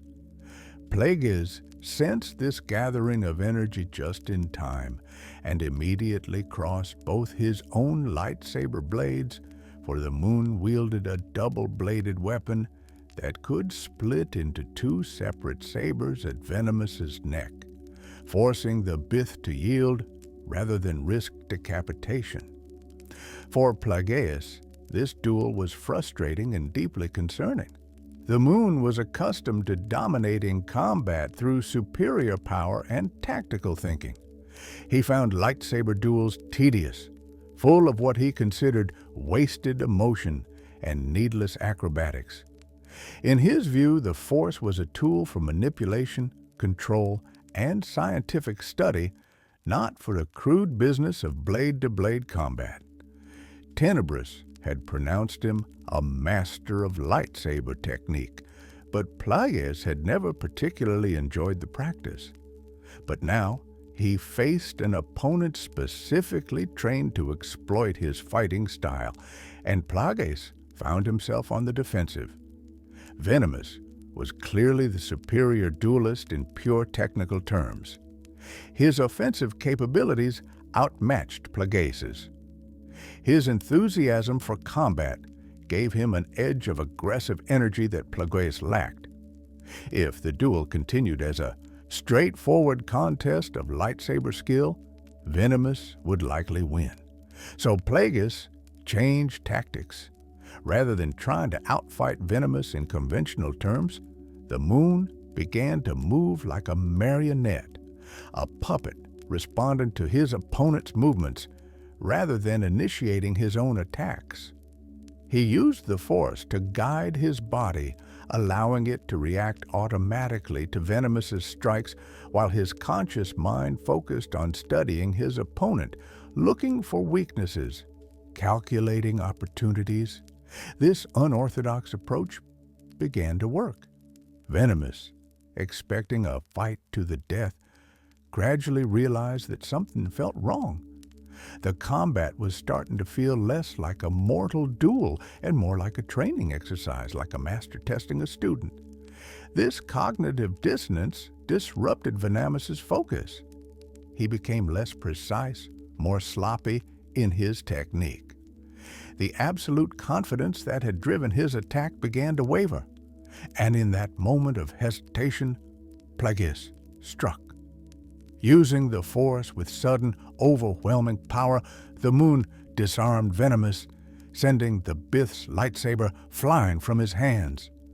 Before Venamis could react, Plagueis had his own weapons, both blades of his double lightsaber pressed against his opponent's neck in a clear, killing position. "Yield!" Plagueis commanded, his voice utterly calm despite the exertion of their duel. Venamis, recognizing that he had been beaten, had no choice but to surrender. The duel was over, and Darth Plagueis had won. But victory in combat was just the beginning. Now Plagueis faced a decision. What to do with this secret apprentice of Tenebris? The obvious choice, the expected Sith response, would be to simply kill Venamis on the spot. The Bith represented a violation of the rule of two. His existence was an affront to Sith tradition. More practically, Venamis had just tried to kill Plagueis. Mercy would be neither expected nor advisable. Yet as Plagueis stood over his defeated opponent, another possibility occurred to him. Venamis was clearly powerful in the Force. He was well-trained, intelligent, and possessed considerable midi-chlorian potential. Most importantly, he was now completely helpless, at Plagueis's mercy. For a Sith Lord who had spent years researching the nature of life, death, and the midichlorians that connected living beings to the Force. Venamis represented something extraordinarily valuable, a perfect test subject. Plagueis could use this beaten opponent to conduct experiments that would be impossible with unwilling or uncontrolled subjects. He could study a Force-sensitive being's midichlorians extensively, could test theories about life and death using someone with sufficient power to make the results meaningful. The decision was made in moments. Plagueis would not kill Venamis, not immediately. Instead, he would preserve him, keep him alive but helpless, and use him to advance the Sith's ultimate goal, the conquest of death itself. Plagueis reached down and, using the Force to immobilize Venamis completely, forced the Bith to ingest something that grew nearby in the Greel forest, a coma bloom. These were rare flowers, beautiful but deadly poisonous, that grew in certain Force-strong locations. The coma bloom's toxin was unique. It didn't kill, but rather induced a profound comatose state. The victim would remain alive, their bodily functions continuing, but their consciousness would be completely suppressed. They would exist in a state between life and death, neither truly aware nor entirely absent. As the poison took effect, Venamis's eyes glazed over, his body went limp, no longer under his own control. His breathing continued, his heart kept beating, but his consciousness fled into darkness. Within moments, he was completely comatose, a living body without an active mind. Plagueis studied his handiwork with satisfaction. This was perfect. Venamis would remain in this state indefinitely unless Plagueis chose to revive him. The Bith would be the ideal experimental subject, powerful in the Force, yet completely unable to resist or escape. The Sith Lord called for his sun guards to retrieve Venamis's unconscious body. They carried the comatose Bith through the Greel forests back to the fortress and prepared him for transport. Plagueis also ordered the recovery and storage of Venamis's starship, which the Bith had used to reach Sojourn. The vessel, designed by Tenebris under his Rugus gnome identity, might contain useful information about the secret apprentice's activities. Indeed, when Plagueis later examined the ship's data, he discovered the list of Venamis's potential apprentices, the Nautilan Nayat Laere, the Shi'ido Changeling Gambler, the Iktachi Prophet of Saleukami, and 3 others who had apparently already died. This list revealed the scope of Tenebris's conspiracy, not just one secret apprentice, but an entire network of Force sensitives being cultivated for potential recruitment. This discovery changed everything for Plagueis. These individuals represented threats to the rule of 2 and to the Sith's grand plan. They needed to be dealt with, either eliminated or brought under control. But that could wait. First, Plagueis had more immediate plans for his comatose captive. The Moon arranged for Venamis to be transported to Munalinst, his homeworld, where Plagueis maintained a private facility on an island called Abara. This remote location, passed down through the Damask family for generations, served as Plagueis's primary research laboratory. There, far from prying eyes, the Sith Lord conducted his most sensitive experiments into the nature of the Force, life, and death. It was to Abora that Venamis's comatose body was taken.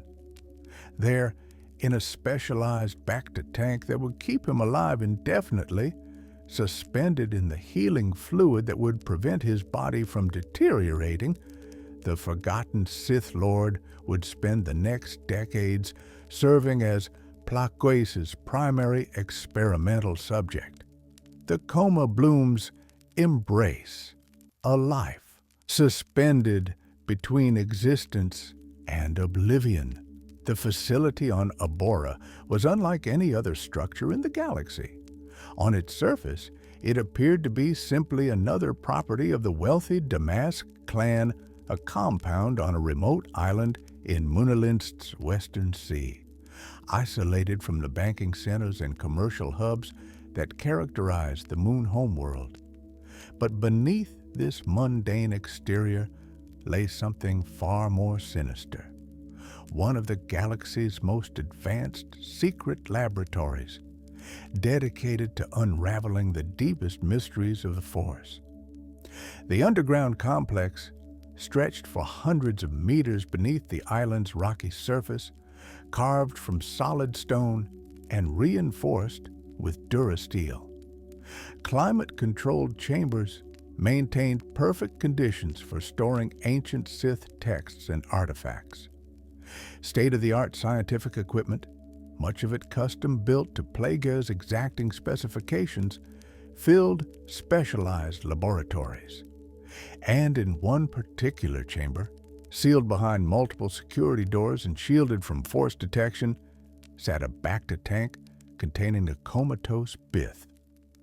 Darth Venamis had been transformed from an aspiring Dark Lord of the Sith into a medical specimen. His body floated in the clear Bacta fluid, kept alive by the healing liquid's miraculous properties.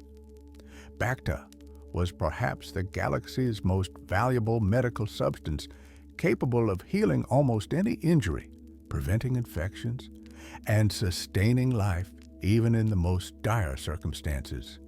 In this tank, Venamis's body would not age, would not deteriorate, would remain in perfect stasis for as long as Plagueis desired, but while his body remained preserved, Venamis's consciousness was trapped in the darkness induced by the coma bloom's poison. He was not dead. Death would have released him. He was not truly sleeping sleep allowed for dreams, for some level of processing and experience. Instead, Venamis existed in a void, an absence of thought and sensation that was neither rest nor awareness. If any part of his consciousness remained active enough to perceive his situation, it could only be described as a living nightmare, trapped, helpless, forever suspended in an artificial twilight between life and death. Plagueis spent his first months simply observing Venamis, collecting data on the Bith's midi-chlorian counts, monitoring his biological functions, establishing baseline measurements for the experiments to come. The Moon took blood samples, tissue samples, cellular cultures, all carefully analyzed and cataloged. He measured the midi-chlorian activity in Venamis's cells, noting how these microscopic organisms functioned in a Force-sensitive being who was comatose but alive.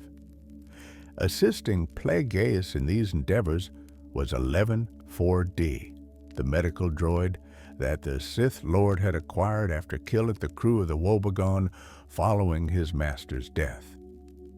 The droid had been modified extensively, its memory wiped except for essential medical protocols, reprogrammed to serve Plagueis' research without question or moral hesitation. Where an organic being might have balked at the experiments being conducted, 11-4D simply recorded data and assisted with procedures, its mechanical nature untroubled by ethical concerns.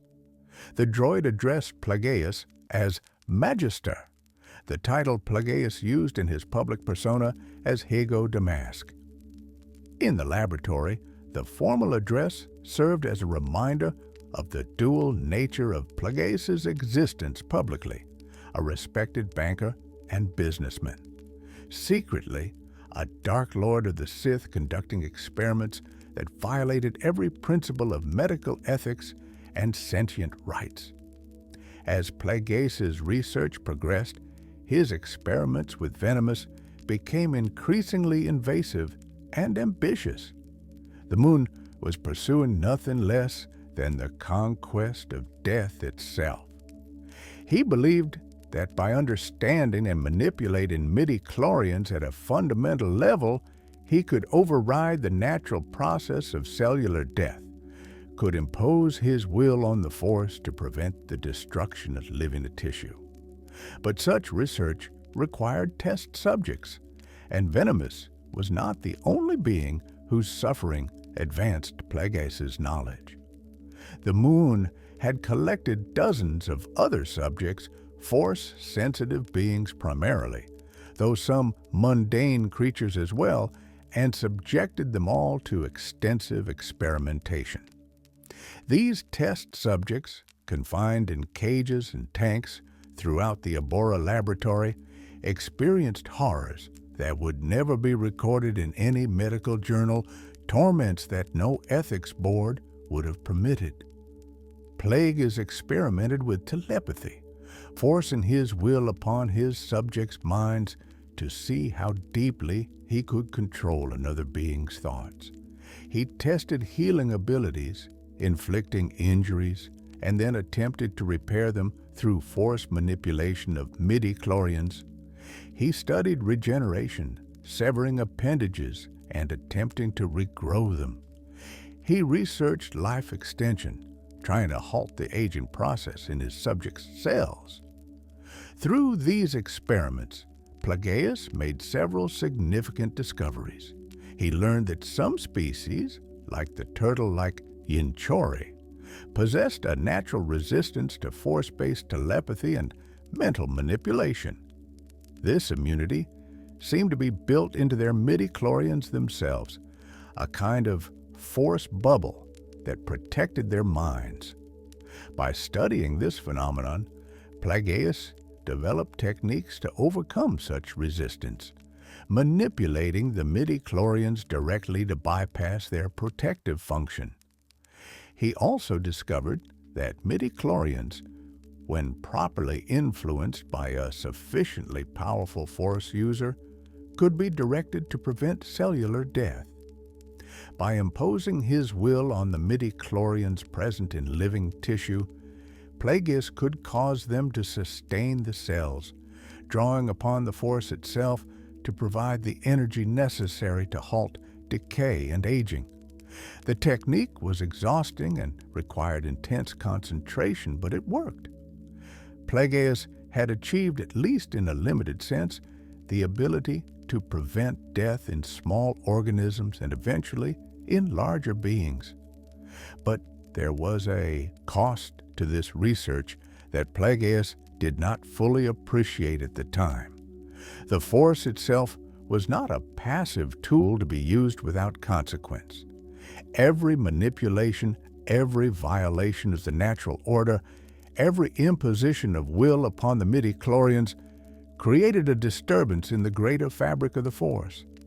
Like ripples spreading across a pond, these disturbances propagated outward, affecting the balance between light and dark side, life and death, creation and destruction.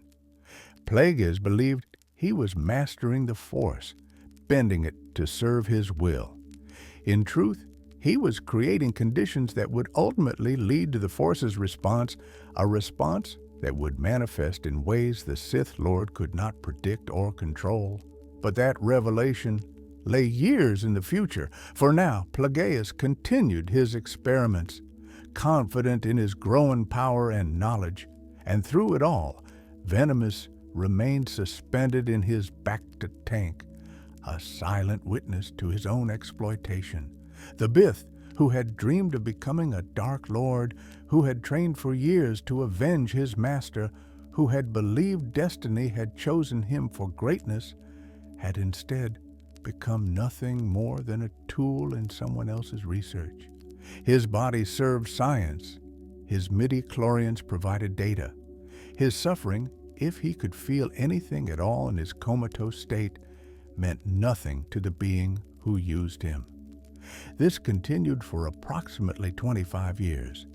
From 67 BBY, when Venamis was defeated on Sojourn, until approximately 42 BBY, the failed Sith Lord floated in his tank on Abora. During this quarter century, the galaxy changed enormously. The Trade Federation grew more powerful and aggressive. Political tensions in the Republic escalated.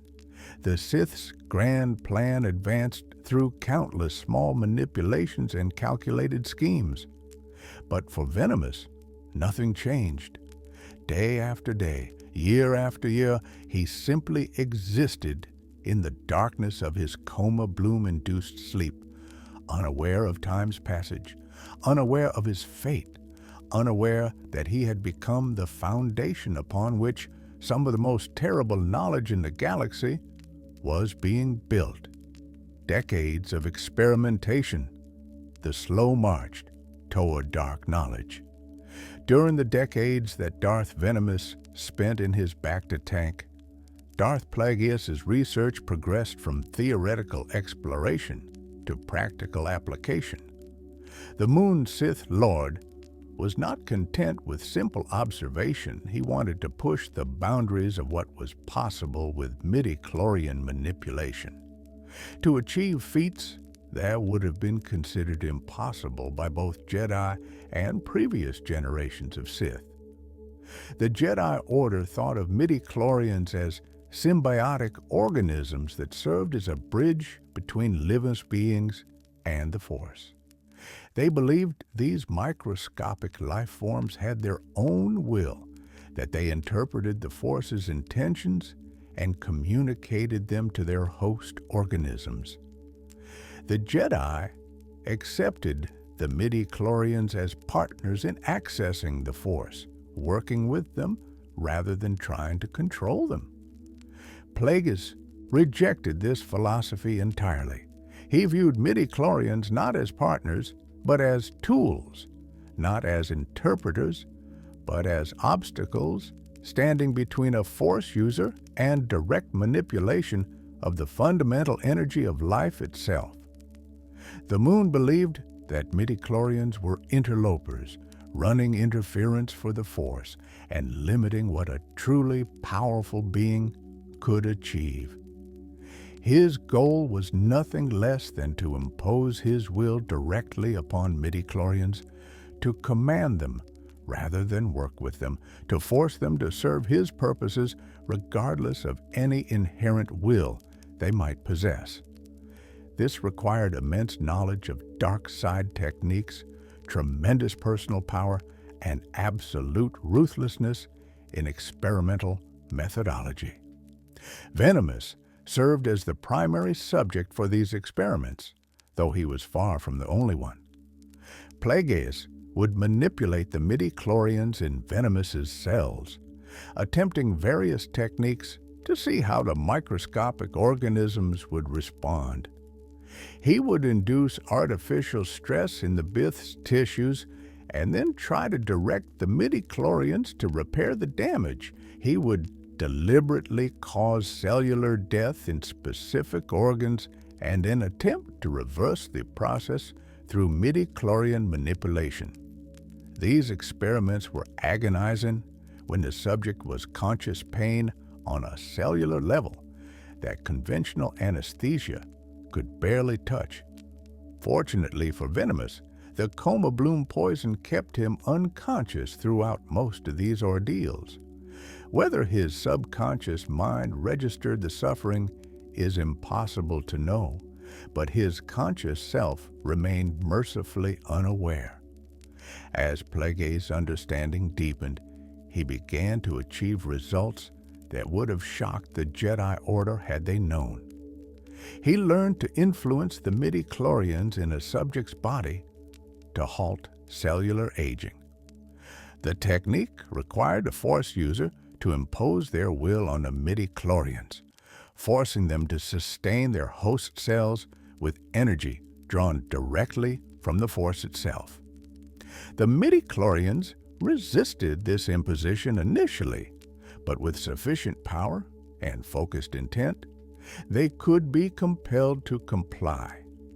Plagueis tested this technique on various subjects, starting with small creatures and gradually working up to more complex organisms. He would deliberately age tissues rapidly through artificial means and then attempt to reverse the aging through midi-chlorian manipulation. The success rate improved with each experiment, each subject, each refinement of his technique. He also experimented with creating life, or at least with creating the conditions for life to begin. By manipulating midi-chlorians in reproductive cells, Plagueis discovered he could induce conception without the usual biological requirements. His droid 11-4D referred to these as the Magister's pregnancies, a clinical term for what was essentially the artificial creation of living beings through force manipulation. These experiments raised profound questions that Plagueis largely ignored in his pursuit of knowledge. What rights did these created beings have? What was the moral status of life brought into existence solely as an experiment? What were the consequences of so fundamentally manipulating the Force's connection to biological processes?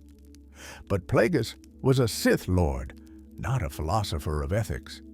He dismissed such concerns as the weakness of Jedi thinking, as limitations imposed by sentimentality and fear.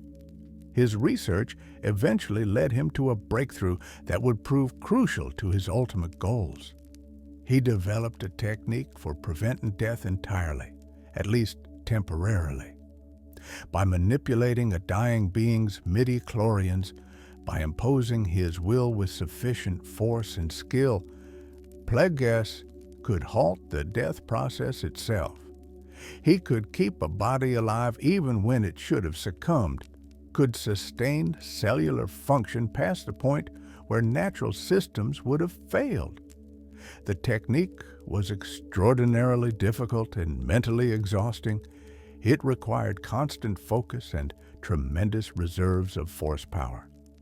Maintaining it for more than a few hours was nearly impossible, even for someone as powerful as Plagueis. But he had proven it could be done. Death, the ultimate barrier, the final inevitability that limited all beings, was not absolute.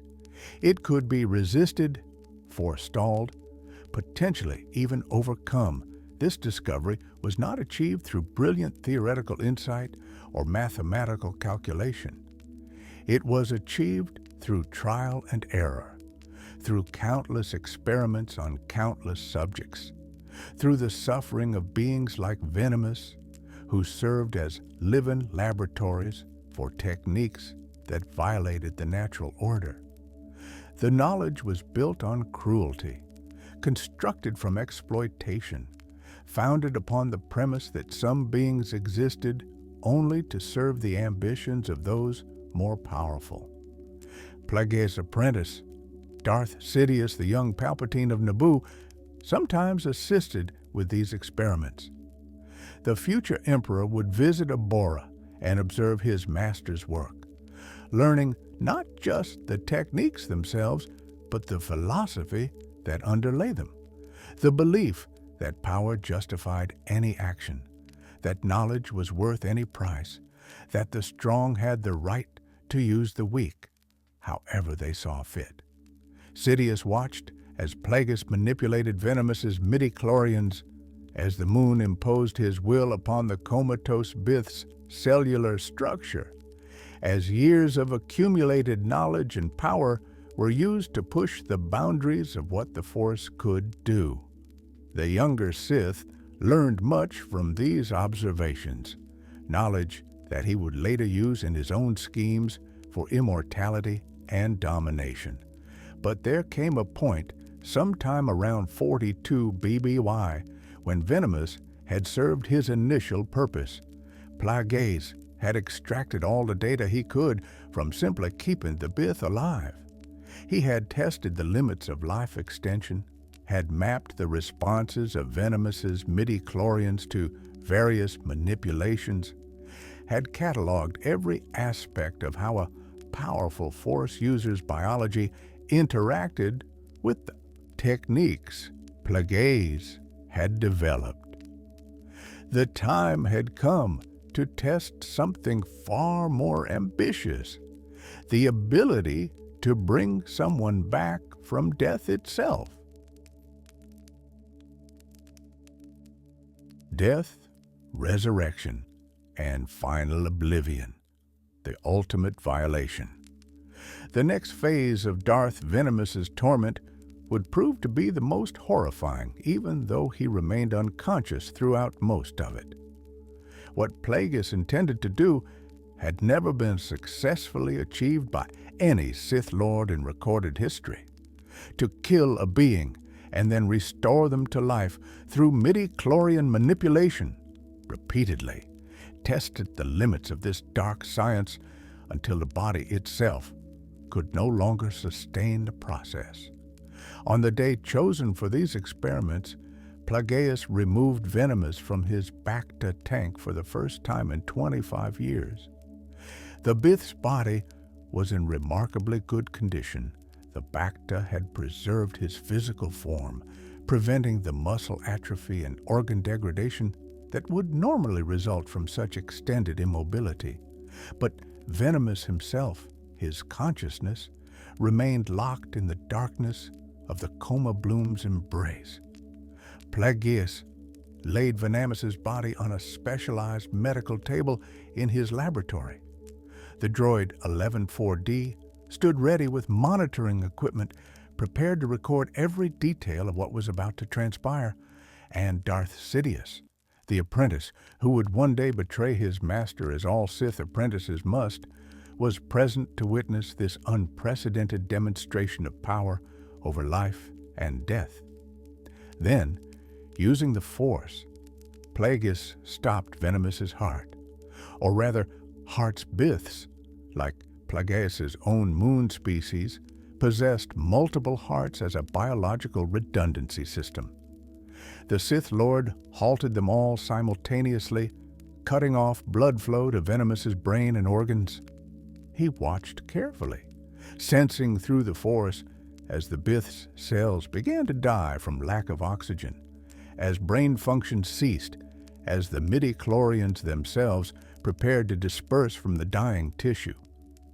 By every medical standard known to galactic science, Venamis was dead.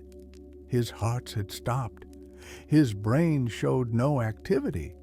His cellular metabolism had halted. If a hospital had examined him, they would have declared him deceased and prepared the body for burial or cremation. But Plagueis did not allow that final dissolution. Instead, he reached out with the Force and imposed his will upon Venamis's midi-chlorians. These microscopic organisms, which should have been inert and unresponsive in the dead tissue, suddenly responded to the Sith Lord's command.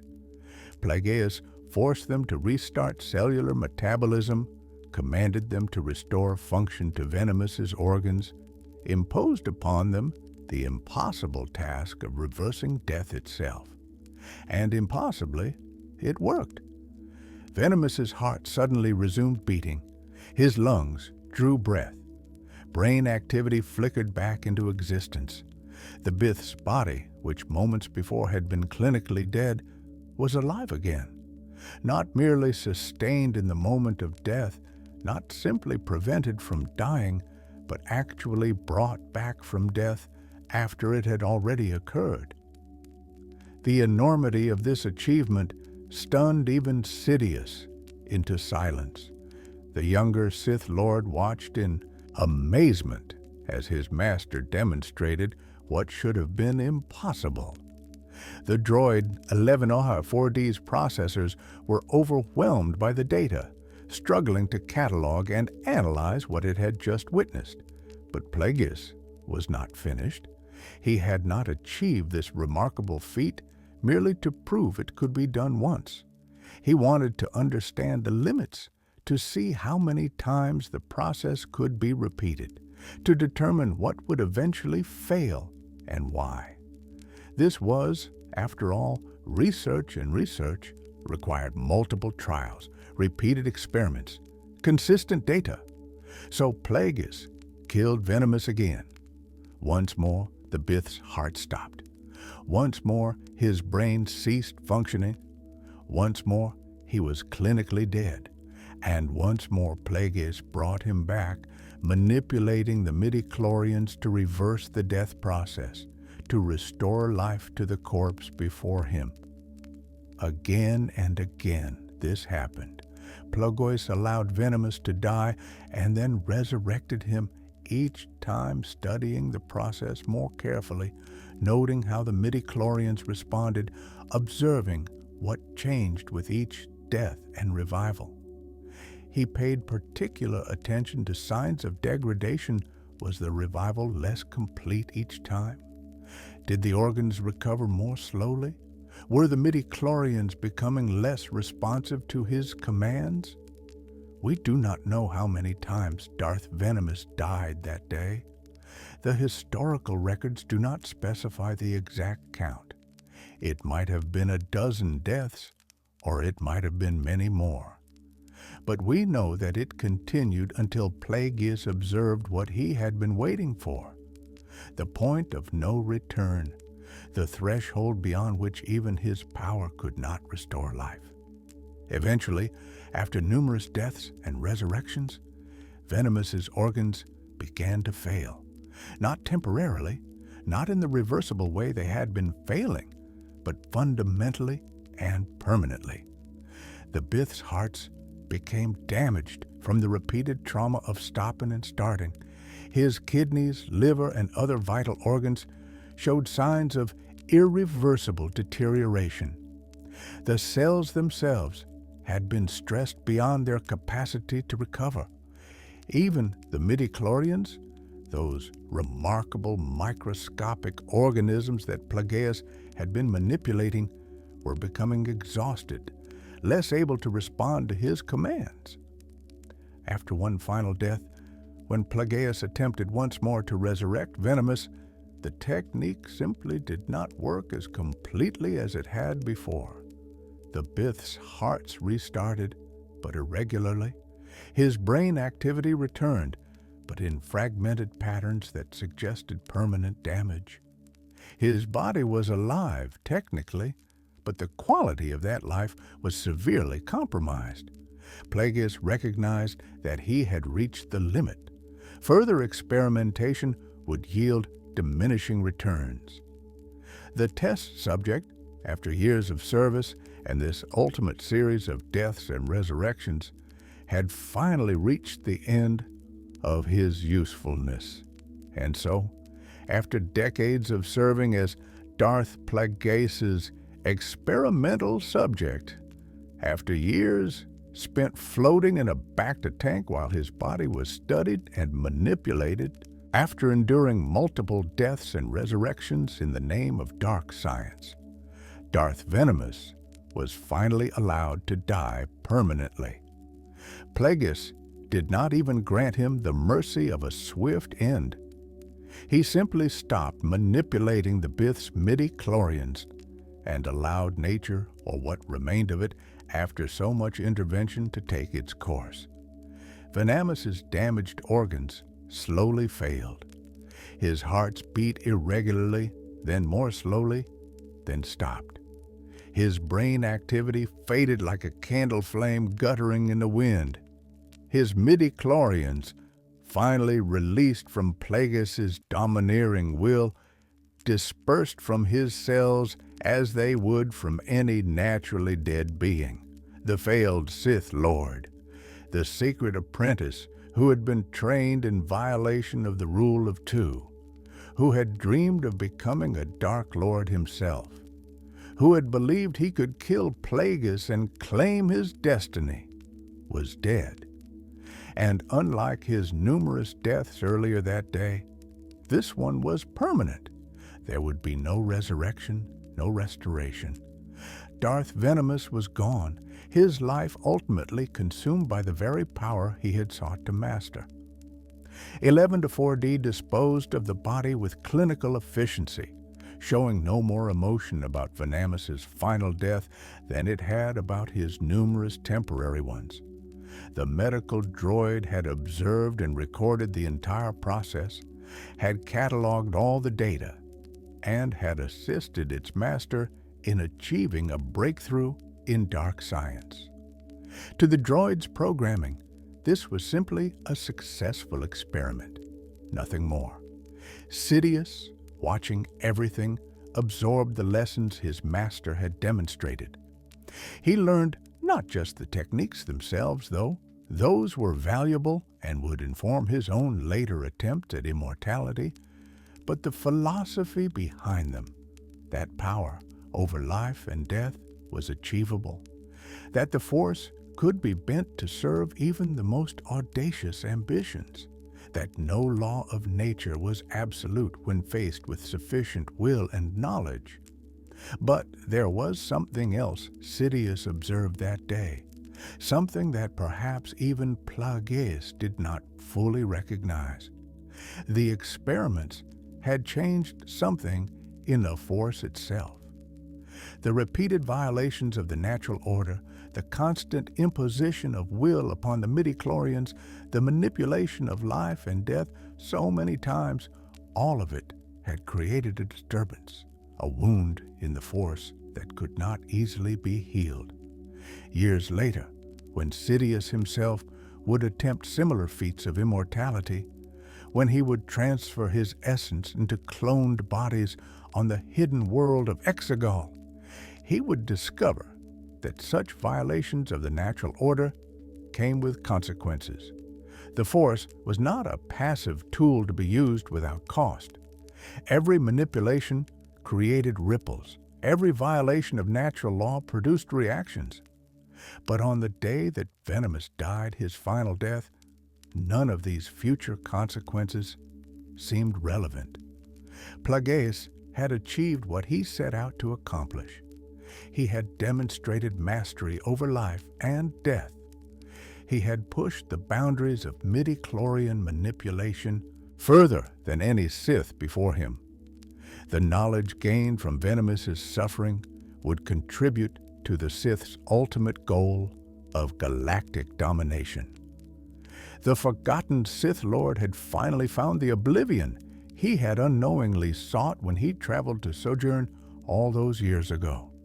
His story, his ambitions, his suffering, all of it faded into darkness, remembered by no one except the two Sith Lords who had used him so thoroughly. The hunt for Venamis's apprentices, tying up loose threads. But even before Venamis's final death, Darth Plagueis had been busy dealing with the other loose threads revealed by his discovery of Tenebrous' secret schemes. The list of potential apprentices that Venamis had been cultivating represented threats that could not be ignored. Each Force-sensitive individual on that list was a potential wild card, someone who might draw unwanted attention to the Sith's existence or disrupt the careful plans that had been unfolding for generations. Plagueis had decided that each of these candidates needed to be dealt with, either eliminated or confirmed as non-threats. This required him to temporarily shift his attention from his laboratory research to field operations, traveling to various locations across the galaxy to track down the beings Venamis had identified. The first target was the Shi-Edo changeling gambler, the shapeshifter who worked the casino circuits and passed their winnings to Kerhead Santhe. Plagueis tracked this individual to Liana City in the Tian cluster, a major manufacturing hub where Santhe CNR Technologies maintained significant operations. Finding a shapeshifter, even in a crowded city, was not particularly difficult for a Sith Lord of Plagueis' power. The moon could sense the Shi-Edo's Force signature, could feel the unique pattern of a being using both natural shape-shifting abilities and Force sensitivity together. He located the gambler in one of Liana's more upscale establishments in the midst of what appeared to be a very successful gambling session. Plagueis observed the Shi-Edo for some time, evaluating whether this individual represented a genuine threat. What he saw was impressive in its way. The changeling was indeed using Force abilities to enhance their gambling, subtly manipulating probabilities and reading other players' intentions. But Plagueis also sensed something else. This person had no ambitions beyond their current lifestyle. They were not seeking to become a Sith, were not trying to develop their dark side powers, were simply using their gifts for personal enrichment. More importantly, the Shi'ido had never been formally recruited by Venamis. The Bith had simply identified them as a potential candidate and kept them under observation. There had been no training, no indoctrination into Sith philosophy, no development of loyalty to any dark side cause. This was simply a Force-sensitive being living their life, unaware that they had briefly caught the attention of the Sith Order. Plagueis made a calculated decision. He revealed himself to the Shi'ido, allowing the changeling to sense his dark side presence. The effect was immediate and profound. The Shi'ido felt the overwhelming power radiating from this moon stranger, sensed the darkness that surrounded him like a cloak, recognized intuitively that they had attracted the attention of something dangerous beyond their comprehension. The message was clear without words. You have been noticed. You have been evaluated. Disappear and do not draw attention to yourself again, or the consequences will be terminal. The Shi'ido, whose shape-shifting abilities had let them become anyone they wanted, suddenly realized they had become someone they did not want to be, a person of interest to a Sith Lord. The changeling fled.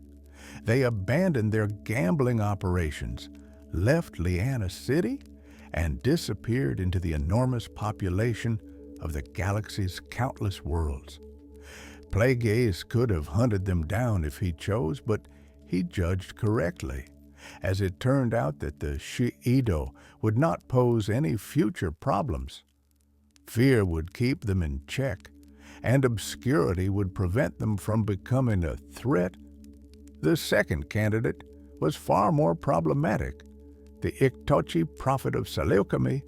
Unlike the Shi'ido gambler, this individual was actively using her Force abilities in a very public way, gathering followers, making predictions about the future, building a reputation as someone who could see what was to come. This was exactly the kind of attention that the Sith could not afford to have turned toward their activities.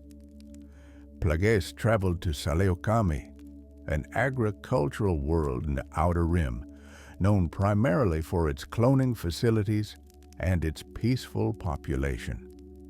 The Iktochi prophet had established herself in one of the planet's smaller settlements, where she held regular gatherings to share her visions with those who sought her counsel.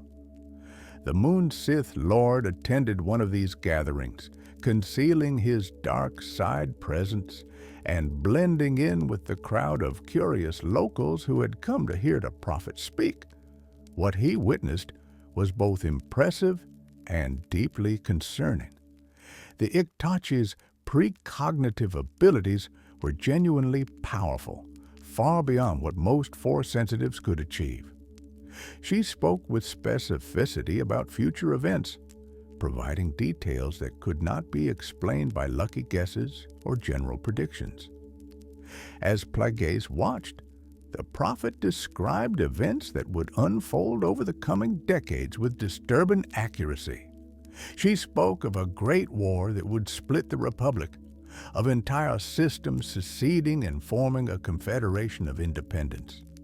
She prophesied the rise of a new order that would rule the galaxy, subjugating countless species and worlds. These were not vague pronouncements. They were specific predictions about the very plans the Sith had been developing for generations. The Iktachi could see the grand plan unfolding. She could sense the future that Plagueis and Sidious were working to create, and if she continued sharing these visions, if she attracted enough attention, someone might eventually connect her predictions to the Sith conspiracy. The Jedi might investigate. Republic intelligence might become interested. The 1,000-year secret might be exposed. Plagueis knew he could not allow this to continue. When the gathering ended and the crowds dispersed, he approached the prophet directly. She recognized him immediately. Despite his efforts at concealment, her Force abilities let her see past his disguises to perceive the darkness that clung to him like a shroud. The Iktachi took his hands in hers, a gesture that seemed compassionate but was actually an attempt to read him more deeply through the Force. She told him things about himself, that he was wealthy and well-educated, that he wore the darkness of the future, that she had been seeking him. This last statement suggested that some part of her prophetic visions had shown her this meeting, had prepared her for the encounter with a being of great power and evil. But her precognitive abilities, as powerful as they were, had not shown her everything. She had not seen clearly enough to avoid this meeting, to understand the danger it represented. Or perhaps she had seen but came anyway, believing that destiny could not be avoided, that what the Force showed her must inevitably come to pass. Plagueis gripped her hands tightly, preventing her from pulling away. Then, channeling the Force through that physical contact, he struck her with Force lightning. The electrical energy flowed from his body through his arms, through his hands into hers, and then throughout her body. The prophet's precognitive abilities, her connection to the Force, her visions of the future, all of it was burned away in seconds as the lightning overloaded her nervous system and stopped her heart. She collapsed, dead, in front of the temple where she had shared her visions with so many seekers. Plagueis arranged the body to make it appear as though she had simply succumbed to a heart failure not uncommon among Iktachi, who use their precognitive abilities extensively, as the constant processing of future visions could place immense strain on their physiology. With the Iktachi prophet dead, another loose thread had been severed. Her visions of the future would never be shared again. Her followers would mourn her and eventually disperse, the movement she had started fading as movements without leaders inevitably do. The third and final living candidate on Venamis's list was not Larry, the criminally insane Nautolan, who had been freed from Bedlam and was now hunting marsh haunts on Abraxan. This situation proved the most complex, as the Jedi Order had also become aware of Larry's activities and had dispatched investigators. Plagueis traveled to Abraxan and immediately sensed the presence of two Jedi, Master Nikeda, a Syrian Jedi Master, and his Padawan, Lo Buk, a young Zabrak.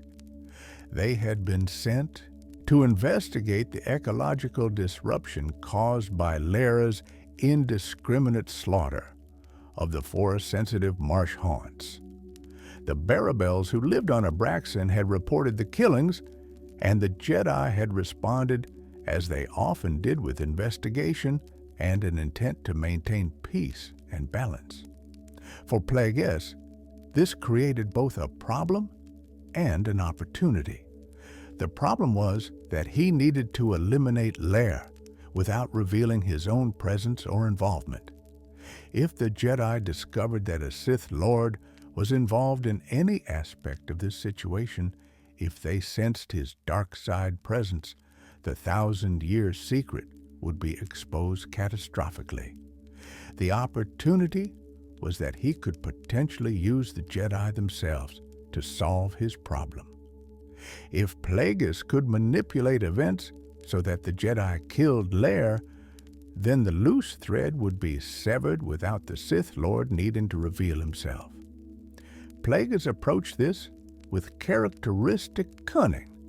He concealed his dark side presence carefully, appearing to the Jedi as simply another visitor to Abraxan, a wealthy moon businessman investigating potential opportunities on this remote world. He encountered Nikeda and Lobuk at a local establishment where they were gathering information about the Marsh Haunt killings. The conversation was careful and measured. The Jedi were somewhat guarded, not revealing the full extent of their mission, though the Padawan Lobuk was more forthcoming than his master would have preferred. Plagueis learned from this exchange that the Jedi were actively seeking the killer, that they had tracked him to this region, and that they intended to stop the slaughter. Meanwhile, Plagueis used the Force to reach out and locate Not Lair himself. The Nautolan was indeed powerful in the Force, though utterly undisciplined and controlled entirely by his violent impulses. Plagueis made contact with Lair's mind, planting suggestions, manipulating the psychopath's existing violent tendencies toward a specific target, the Jedi who were hunting him. Plagueis presented this to Lair as a test, a challenge. If the Nautolan could defeat these Jedi investigators, if he could kill trained Force users who had been sent to stop him, then he would prove himself worthy of becoming an apprentice to a great master. The promise appealed to Lair's arrogance and his violent nature. The idea of killing Jedi excited him. The confrontation happened near the water's edge, where the marsh haunts were most numerous. Nikeda and Lobuk were tracking Lair using both conventional investigation techniques and their Force senses when the Nautolan attacked. Lair came at them with savage fury, using his considerable Force abilities in combination with his natural Nautolan physical advantages, the head tendrils that served as sensory organs, the amphibious capability that made him equally dangerous in and out of water. The battle was brief but intense. Lair was powerful and vicious, but he had never received formal training in combat. His attacks, while ferocious, were undisciplined. The Jedi, by contrast, were trained warriors who had dedicated their lives to mastering both Force abilities and physical combat. Master Nikeda, despite some initial reluctance, the Syrian seemed to sense that something was wrong about this entire situation, that they were being manipulated somehow ultimately ended the threat. When Lara proved too dangerous to capture alive, when it became clear that the Nautolan would not surrender and would keep killing if allowed to escape, Nikeda struck a lethal blow. Not Lara died there in the swamps of Abraxan, killed by the very Jedi he had been sent to attack. Plagueis, observing from concealment, was satisfied. The third loose thread had been severed, and it had been done by the Jedi themselves. The irony was delicious. The guardians of peace and justice in the galaxy had unknowingly done the Sith's work for them, eliminating a potential threat to the grand plan while remaining completely unaware of their manipulation. With all three living candidates from Venamis's list, dealt with one frightened into disappearance, one killed directly, and one killed by the Jedi Plagueis, could return his full attention to his research. The network that Tenebris had begun building with Venamis was dismantled. The violation of the rule of two had been addressed. The loose threads had been tied up.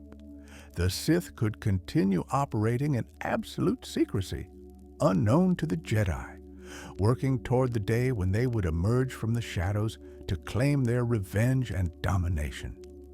The legacy that shaped a galaxy. How Venemis's suffering echoed through time. The story of Darth Venamis seems at first glance to be a footnote in galactic history, the tale of a failed Sith Lord who was defeated, experimented upon, and ultimately killed without ever achieving anything significant. But to dismiss Venamis's legacy as inconsequential would be to miss how profoundly his suffering shaped the events that followed, how the knowledge gained from his decades as a test subject contributed directly to some of the most significant events in galactic history. Consider first the most immediate consequence, the experimentation that Plagueis conducted on Venamis and on his other subjects, advanced the Sith's understanding of midi-chlorians and life manipulation to unprecedented heights. Every experiment, every test, every manipulation of Venamis's biology provided data that Plagueis could analyze and build upon. The techniques developed through this research would eventually enable Plagueis to achieve things that previous Sith Lords had only dreamed about.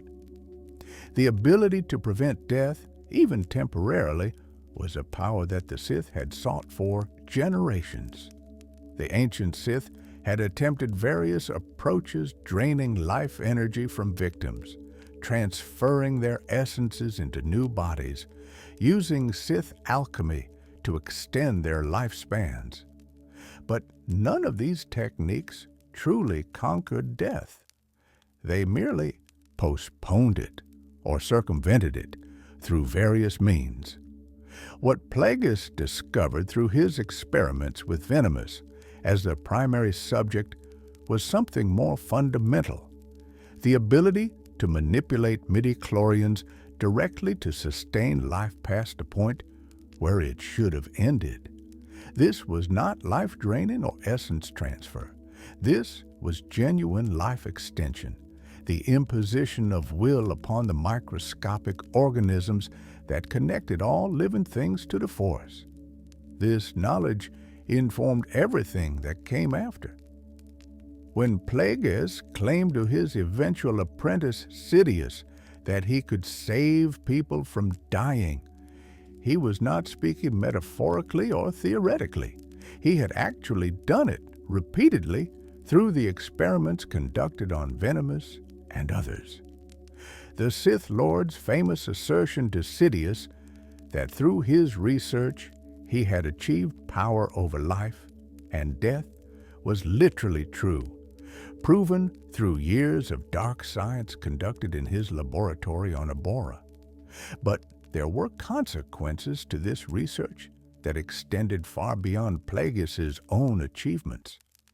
The constant manipulation of midi-chlorians, the repeated violations of the natural order of life and death, the imposition of will upon the Force itself, all of this created disturbances in the Force that rippled outward in ways that even Plagueis did not fully understand. The Force, as the Jedi knew, had a will of its own. It sought balance between light and dark, between life and death, between creation and destruction. When that balance was disrupted too severely, when the violation became too extreme, the Force would respond. It would create a counterbalance, a correction, to restore the equilibrium that had been disturbed. Around 42 BBY, the same year that Venamis died his final death, Plagueis and Sidious conducted a particularly ambitious experiment. Together, they attempted to tip the balance of the Force itself toward the dark side. Using their combined power, they manipulated midi-chlorians on a galactic scale, trying to saturate the galaxy with dark side energy and assert their sovereignty over the Force. For a brief moment, they believed they had succeeded. The Force seemed to yield to their will. The balance appeared to shift. Both Sith Lords felt their power increase dramatically, as if the Force itself had recognized their dominance and submitted to their authority. What they didn't immediately realize was that the Force had responded, but not in the way they expected. Rather than submitting to the Sith's will, the Force created its own counterbalance, the conception of Anakin Skywalker on Tatooine. Anakin was the chosen one prophesied in ancient texts, the being who would bring balance to the Force. His conception was not natural. His mother, Shmi Skywalker, insisted that there was no father, that Anakin had simply come to exist within her womb.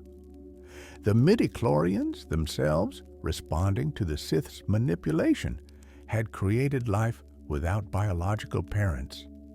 They had brought into being a child with the highest midichlorian count ever recorded, a being whose power in the Force would eventually surpass even the Sith Lords who had inadvertently caused his creation.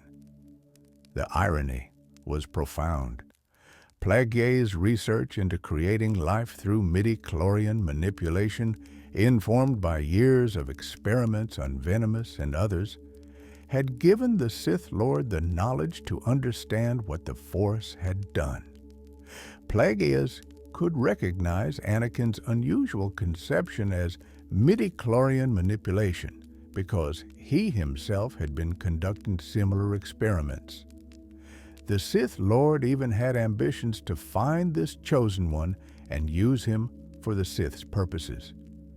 But Plagueis never got the chance.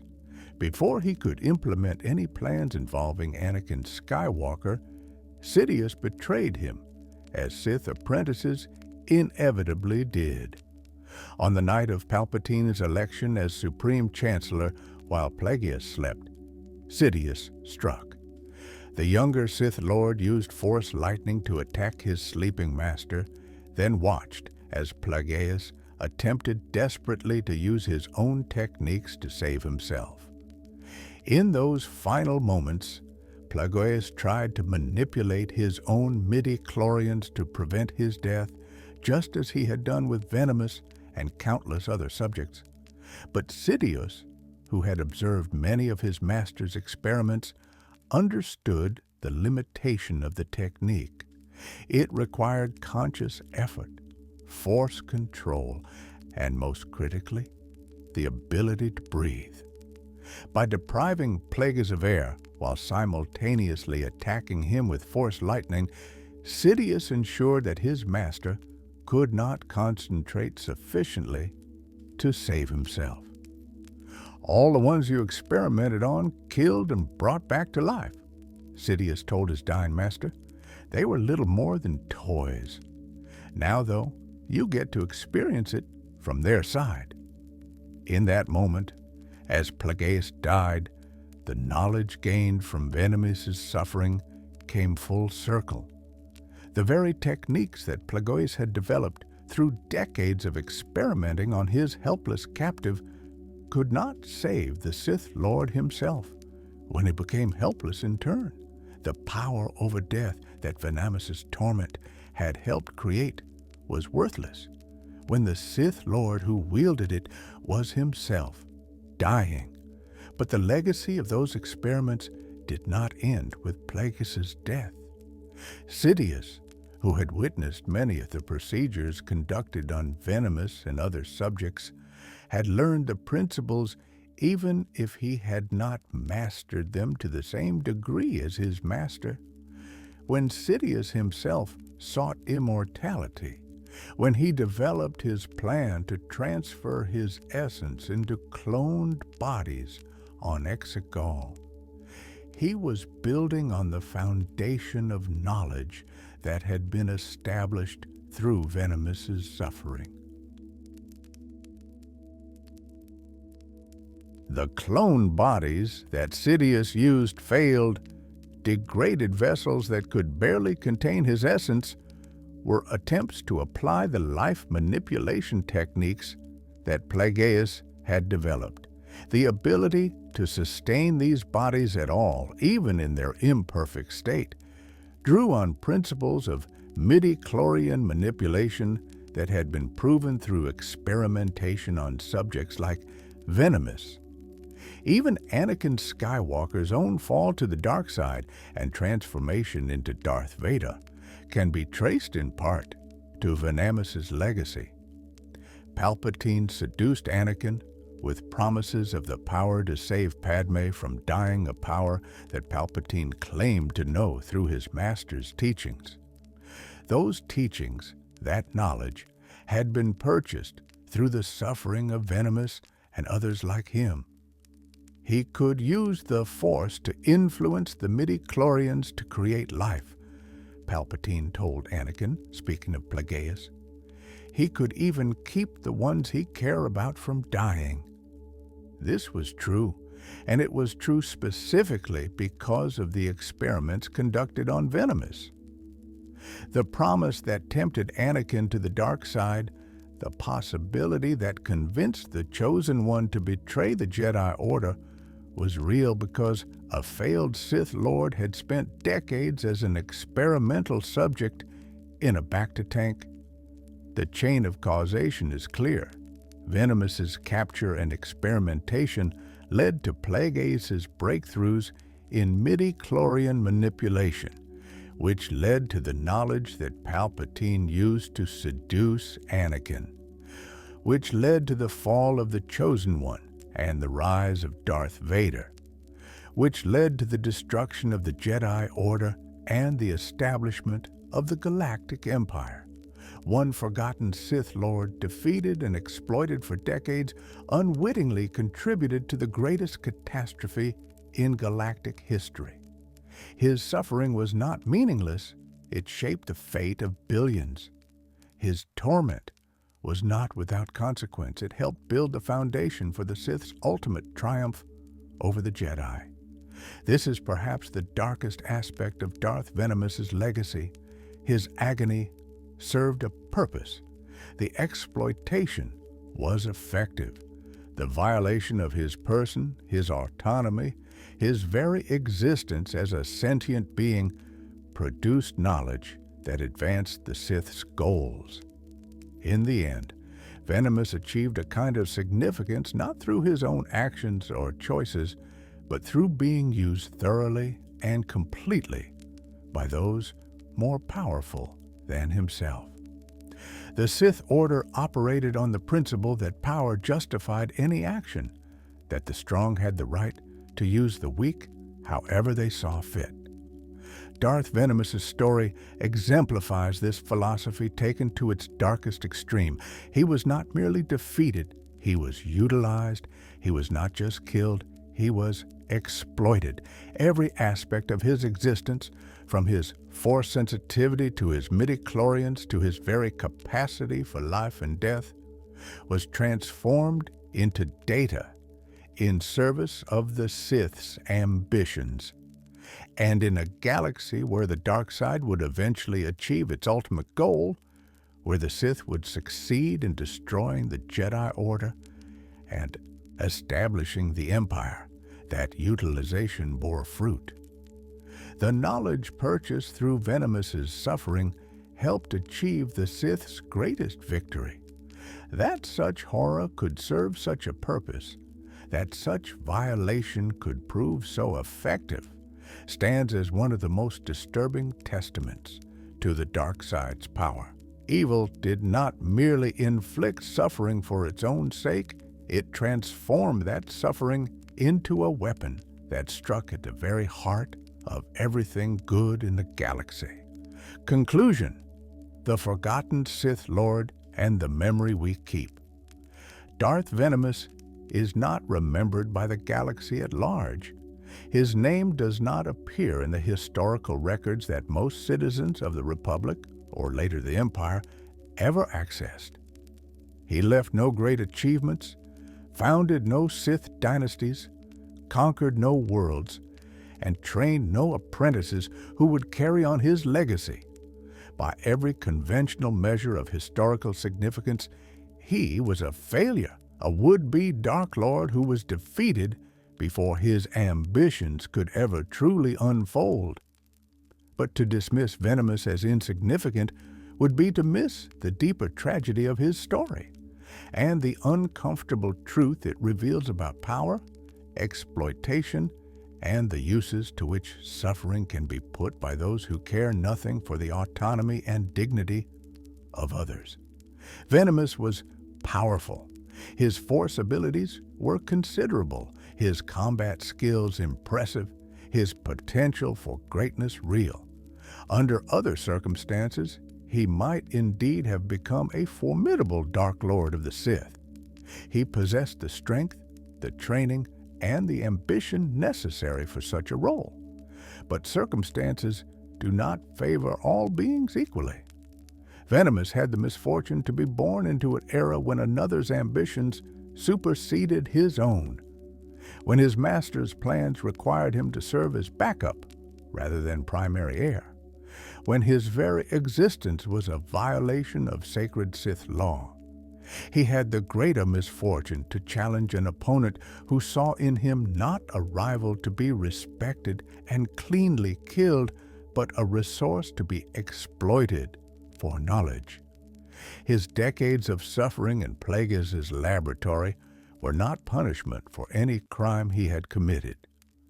They were not even revenge for his attack on Sojourn.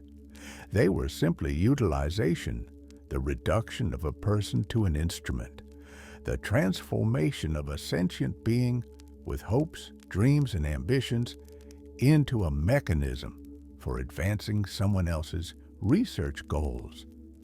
This instrumentalization of persons, this treatment of sentient beings as mere resources to be consumed in pursuit of power, represents perhaps the dark side's most profound corruption. The Sith did not merely seek power for themselves, they sought it in ways that denied the fundamental dignity and autonomy of everyone they encountered. Every being became either a tool to be used or an obstacle to be removed, with no middle ground for coexistence between equals. Venamis' story reminds us that in a galaxy where such philosophy could thrive, where exploitation could be conducted so thoroughly and for so long without consequence or discovery, something was profoundly wrong. The systems that should have protected beings from such abuse, the Jedi Order's vigilance, the Republic's laws, the simple moral restraints that should govern the behavior of any civilized society, all failed to protect this one Bith from decades of torment. We who study Sith history, who examine these dark chapters of the galaxy's past, have a responsibility to remember figures like Venamis, not because they achieved greatness, but precisely because they did not, because their stories reveal what happens to those who fall into the machinery of evil without the power to escape or resist. They show us what the dark side does to beings who cannot defend themselves against it. The legacy of Darth Venamis is not ultimately about Venamis himself. It is about the Sith Order's fundamental corruption, about the dark side's capacity to transform suffering into power, about the price paid by the forgotten and the exploited so that others might achieve their ambitions. When we remember the tragedy of Darth Plagueis, the wise killed by his apprentice, his quest for immortality ending in death, we should also remember Darth Venamis, who died again and again in service of that quest, whose suffering made possible the very knowledge that Plagueis wielded and ultimately failed to save himself with. When we recount the fall of Anakin Skywalker, tempted by the promise of saving those he loved, Corrupted by the very desire that seemed most noble, we should remember that the power Palpatine promised him was real. And it was real because of what was learned from Venamis and others like him. And when we celebrate the eventual defeat of the Sith, the destruction of the Empire, and the restoration of freedom to the galaxy, we should remember all those whose suffering contributed to the Sith's rise and honor their memory by ensuring that such exploitation never occurs again. This has been the story of Darth Venamis, the forgotten legacy of a Sith Lord who never was, the tale of a being who became a tool rather than a master, the tragedy of potential unfulfilled and ambition transformed into exploitation. His story is dark, disturbing, and deeply uncomfortable. But it is precisely because it is uncomfortable that it must be told, remembered, and learned from. The dark side thrives in forgetting, in the erasure of its victims from history. By remembering Darth Venamis, by telling his story, by refusing to let his suffering disappear into the void of forgotten history, we resist that erasure. We bear witness to what was done even when those responsible did everything they could to ensure no witness would remain. May his story serve as a reminder of the cost of the Sith's ambitions, and may we never forget those who paid that cost with their autonomy, their dignity, and ultimately, their lives. Thank you for joining me on this journey through one of the darker corners of Sith lore. If you found this exploration of Darth Venamis' forgotten legacy both fascinating and disturbing, please consider subscribing to Sith Lore for more deep dives into the history of the dark side. Like this video if you'd like to see more comprehensive explorations of forgotten figures in Star Wars history, and leave a comment sharing your thoughts about Venamis and his tragic fate. Until next time, may the Force be with you, and may we always remember that its power comes with responsibilities that the Sith, in their arrogance and cruelty, chose to ignore.